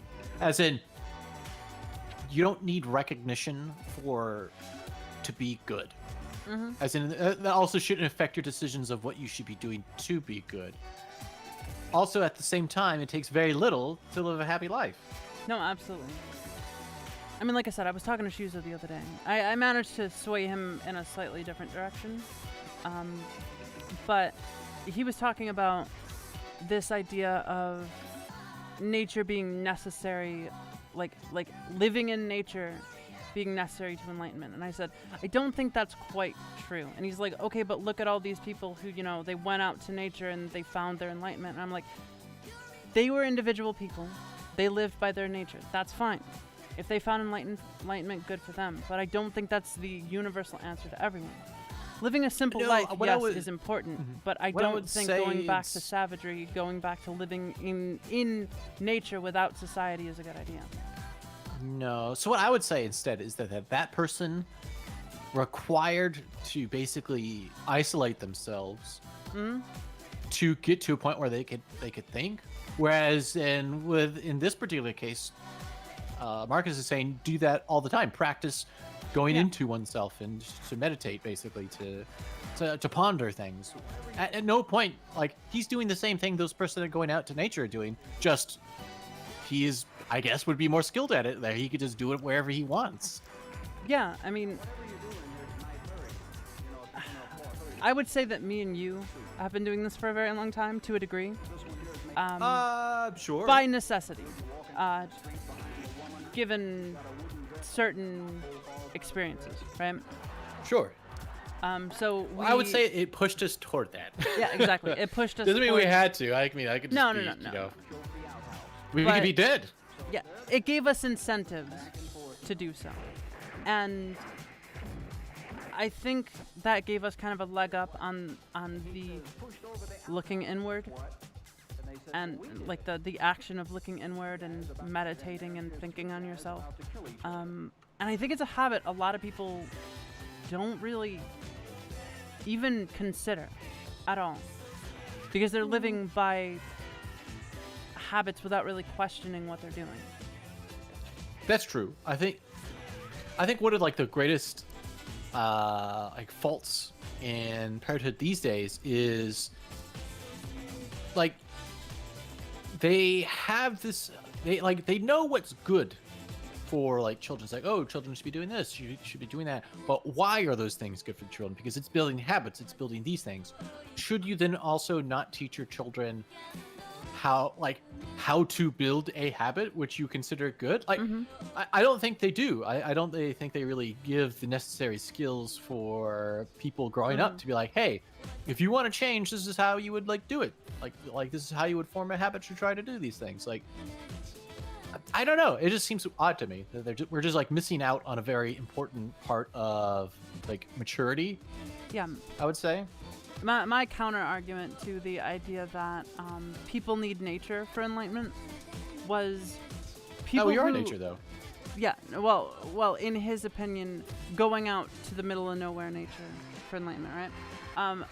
My argument was people who have near-death experiences often reach enlightenment, and they didn't need nature. I would also argue, it's like, sure, you could do that, but if you require a place of complete like isolation, you're not always going to have that in your life. And when you get to the point where something happens where you feel like you need to do it, you may not have the opportunity to do so because it requires something instead of just yourself. Anyway, Just saying. do you want me to pick up on 68 and then go to 69? Then you'll finish it off. I'll just finish off. Sure. Yeah. Okay. Funny sex number. It is in your power to live free from all compulsion in the greatest tranquility of mind, even if all the world cry out against you as much as they choose, and even if wild beasts tear in pieces the members of this needed matter which has grown around you. For what hinders the mind in the midst of all this from maintaining itself in tranquility and in a just judgment of all surrounding things, and in a ready use of the objects which are presented to it, so that the judgment may say to the thing which falls under its observation, this you are in substance, reality. Though in men's opinion you may appear to be of a different kind. And the youth shall say, so that which falls under the hand, you are the thing that I was seeking. One sec, water. For to me, that which presents itself is always a material for virtue, both rational and political, and in a word, for the exercise of art, which belongs to man or God. For everything which happens has a relationship either to God or man, and is neither new nor difficult to handle, but usual and apt matter to work on. Yeah, so basically that's like it's saying that everything that happens to you can be something that you can use for your own ends, whatever that may be.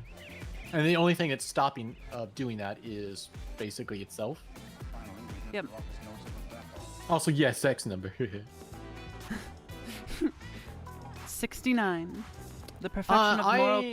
I wouldn't necessarily agree with you. I do see a beauty in the wilderness, but I would also ask the question of, because humans, and even I live in an incredibly rural area, and I definitely get exposed to it a lot more often, is that a lot of people who hold this opinion live in a very urban area. They're very disconnected from wilderness, which is also why I'm against just like super urban areas in general. Yeah, no, we both. I think they are living farther away from what me and Shuzo life both came to the be. conclusion that deurbanization is probably the best thing we can do. But well, yeah, I mean, you could be observing the beauty of nature, just like you can in other things as well. It isn't. I think, for example, like, it's almost like art. It's like observing something well. And it's weird to describe. No, that's fair. The perfection of moral character consists. Well, I was gonna do 69. Excuse me. No, I said I would do 69, and then you would go 70 to 75. Oh man, I wanted you funny get the sex number. We can do it at the same time. Double-throated. Yeah, double-throated. The perfection of moral character consists in this: in passing every day as the perfection of moral character consists and in being neither violently excited nor torpid, nor playing the hypocrite. By playing the hypocrite. Nice. I love you so much, but you're such a dumbass sometimes. What? Excuse me. It's just who I am. It's my nature. What can I say? Yep, it's your nature to be a fucking dumbass. Whoa, hold on now. It's comedy. Bringing humor to things. Oh god, I can't wait to eat. I'm gonna make something. So Gooey, we're so close to the end that I will put your question to the end, since we literally have like one section, one last reading, and then we will continue. The gods who are immortal are not vexed because during so long a time they must tolerate continually men such as they are, and so many of them bad. So they get a lot of practice. And besides this, they also take care of them in all ways. But you, who are destined to end so soon, are you wearied of enduring the bad? And this too, when you are one of them? That's it. That's pretty funny. That's great. It is a ridiculous thing for a man not to fly from his own badness, which is indeed possible, but to fly from another man's badness, which is impossible. That's interesting. Whatever the rational and political, social faculty finds to be neither intelligent nor social, it properly judged to be inferior to itself. Yeah. That's kind of interesting, right? Like,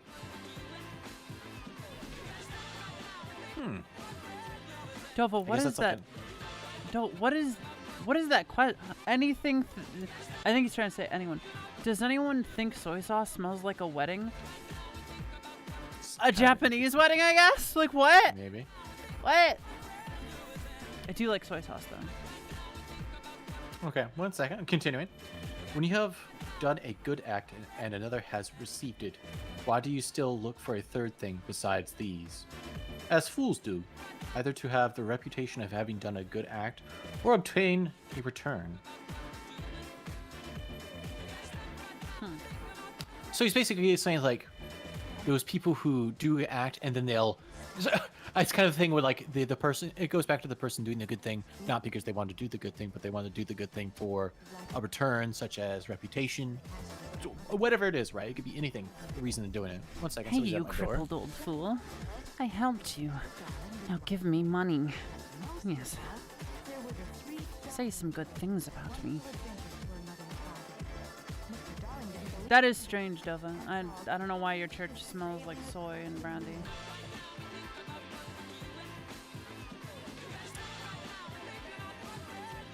No, girly cute. Shut up. I'll fight you. I'll be right back. Okay. So, what is your favorite snack, Chad?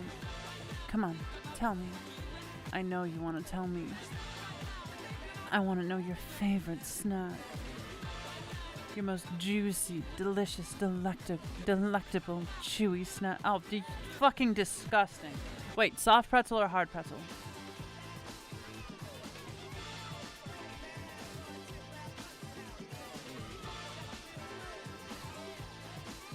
fucking disgusting.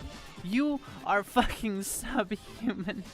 You eat hard pretzels? Disgusting. What's wrong with you? Jokes aside, though, my favorite snack is frozen edamame during a summer day. Well, one of my favorite snacks. A little bit of salt, some frozen edamame, maybe a splash of lemon juice goes a fucking long way. That's actually fair, Gooey. I like to put kettle chips on sandwiches because it adds that nice crunch to it. It adds a nice texture to it. But I also just really like soft pretzels when it comes to pretzels on their own. They're so fucking good.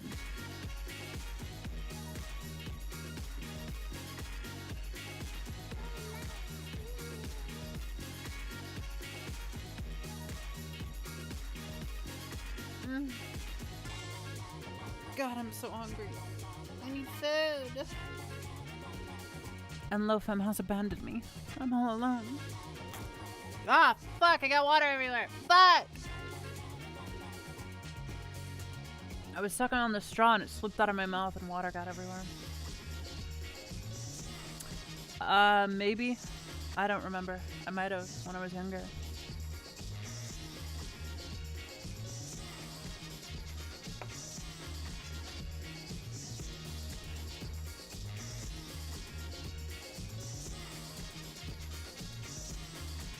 What's up? Big joke time. Here we go.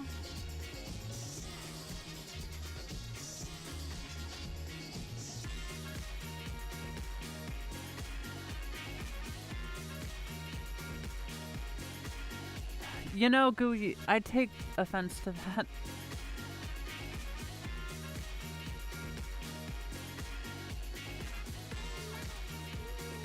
Gooey, you remind me of someone I used to know. Someone I used to know. Yeah, no, Gooey reminds me of someone I used to know, but like, as if that person had grown up a bunch and like became more mature. All right. I do apologize for the inconvenience. My sister came by and just wanted to talk real quick, so I did. Did you? All right. Did you scratch her with your cat claws? No. Let's see here. No. Yeah, this is just weird. You're weird. Anyway, no man is tired of receiving what is useful, but it is useful to act according to nature. Do not then be tired of receiving what is useful by doing it to others. Okay. Wait, That's, what? No man is tired of receiving what is useful, but it is useful to act according to nature. Do not then be tired of receiving what is useful by doing it to others, by acting according to nature towards others. Oh, okay. The nature of the all moved I'm sorry, to little make fly. the universe. You are living by your nature, but I'm going to kill you because that is in my nature.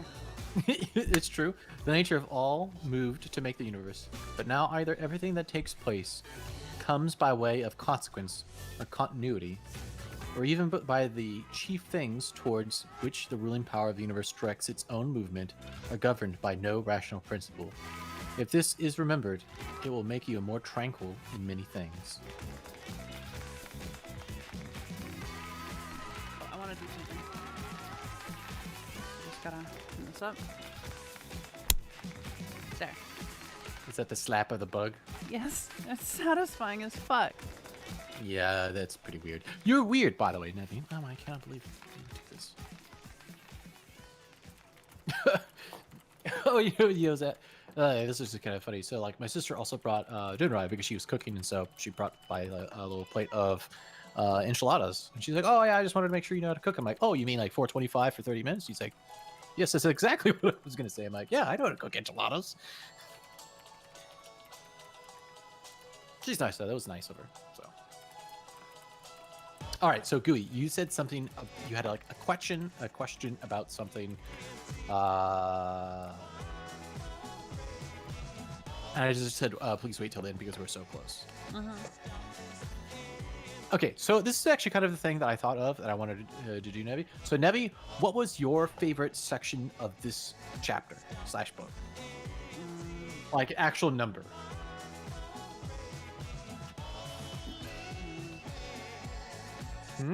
Yes, he's pretty good, right? It makes you think about what happened. Probably 11. 11?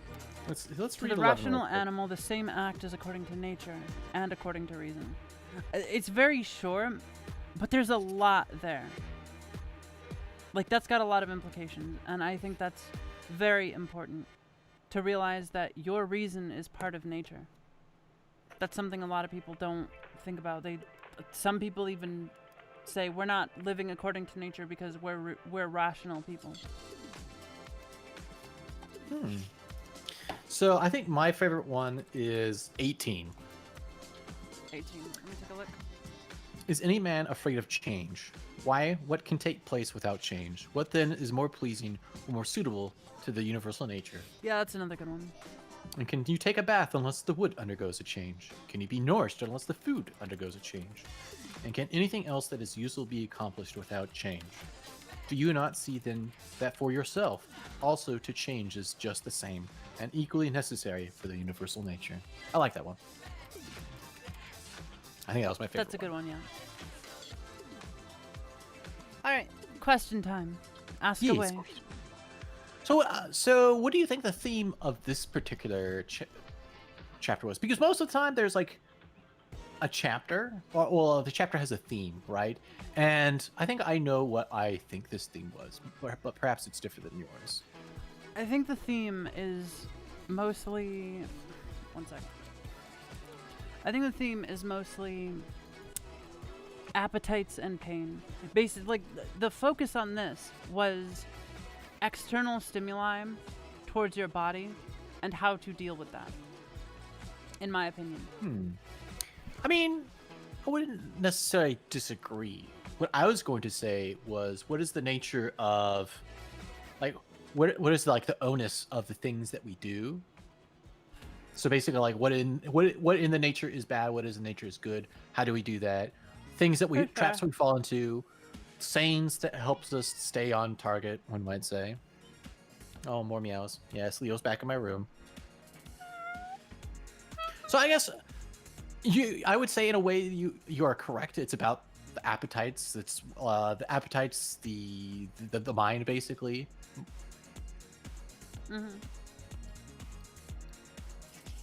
All right. And if nobody has any questions, I mean, we've been going on for 3 hours. It's quite long. And I gotta eat, and my boobs hurt. Really bad. Aww. It's fine. I could tell that you're kind of like in a little bit of pain, which is why I'm like, hey, let's just keep this thing moving, yeah, shall we? Yeah, no, it's the pain isn't a big deal. I'm just actually just really tired. Oh, by the way, did you see the other thing I posted in coordination? Yes, I did. It was good. solid shit. The pain awesome. the pain isn't a big deal. I'm just hungry, really hungry. I see. Failing to your appetites, I see. Instead of sitting here and discussing what it is to be I man. must devour. Mm-hmm.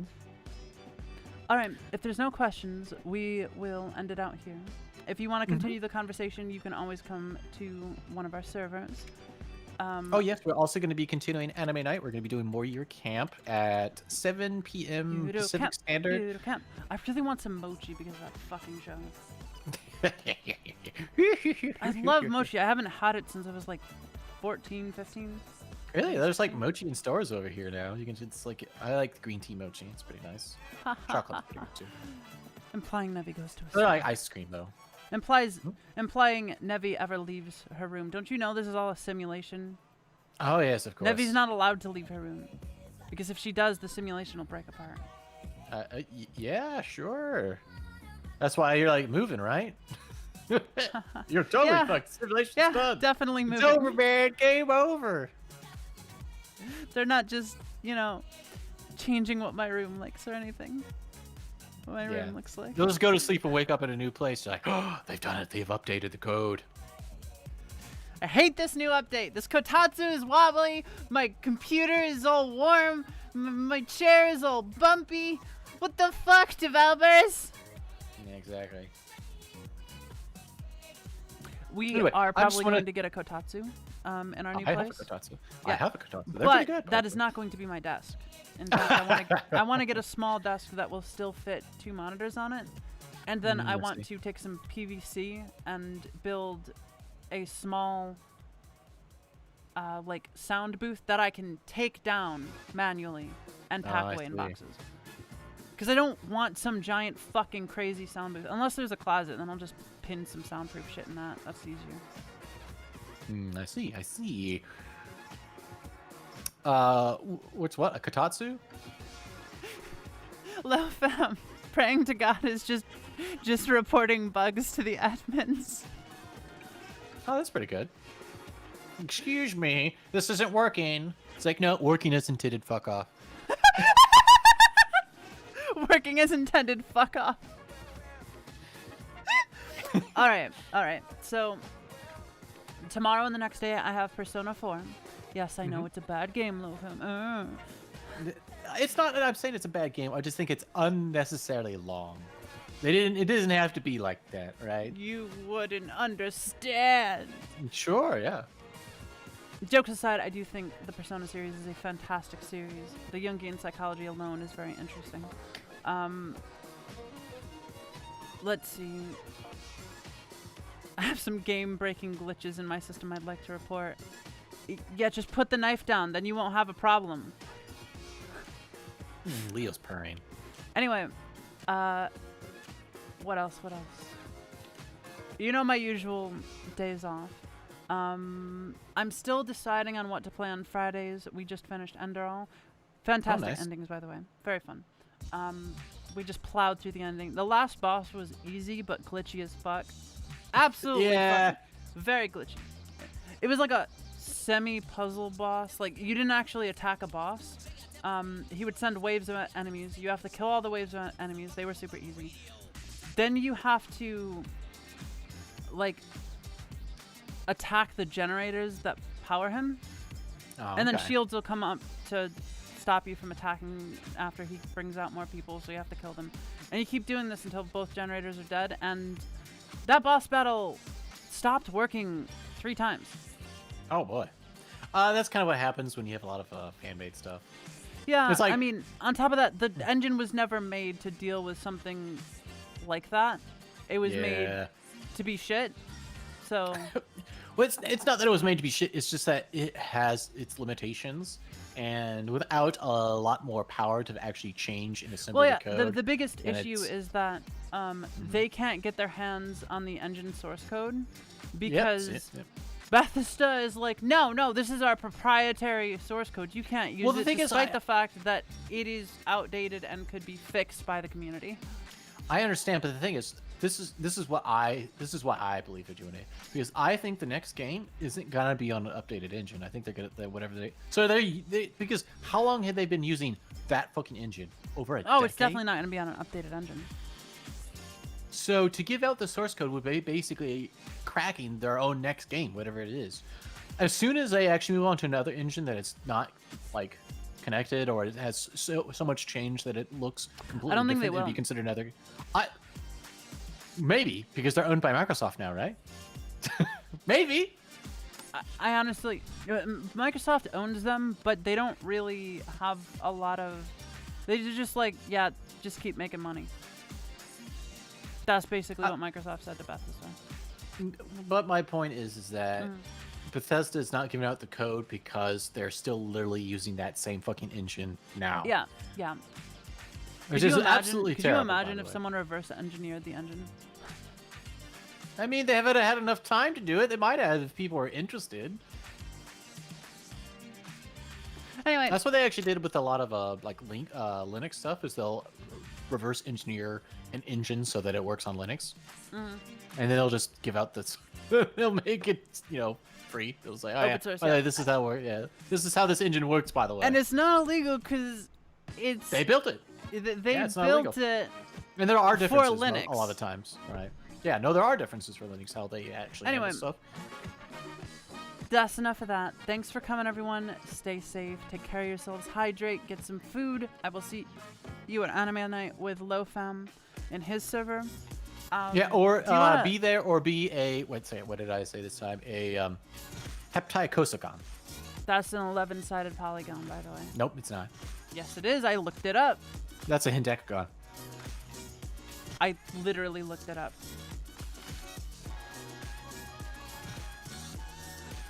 I will look it up again. So if you just Google it, you get a heptadecagon, which is 17, but this is not correct. This is I think I said 27 sided. Yeah, 27 sided shape is a hepticosagon. Heptaicosagon. Oh, that's because Wikipedia is dumb and told me it was 11. They just came up with hendecagon, and I misread. Yeah, see, hendecagon is the one I used last time, so that's why I thought you were confused for a second. Yep. Anyway, doesn't matter. Do you want to just get some food and then do some like games or something before anime night? Hang out a bit? I mean, what do you want to do? I mean, we could discuss this after we're done. We don't have to do that. Okay, fine.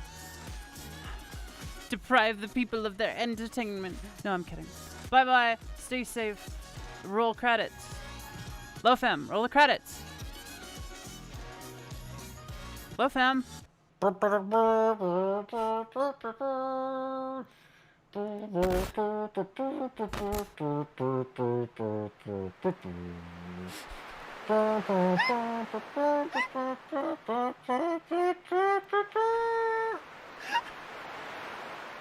That's it.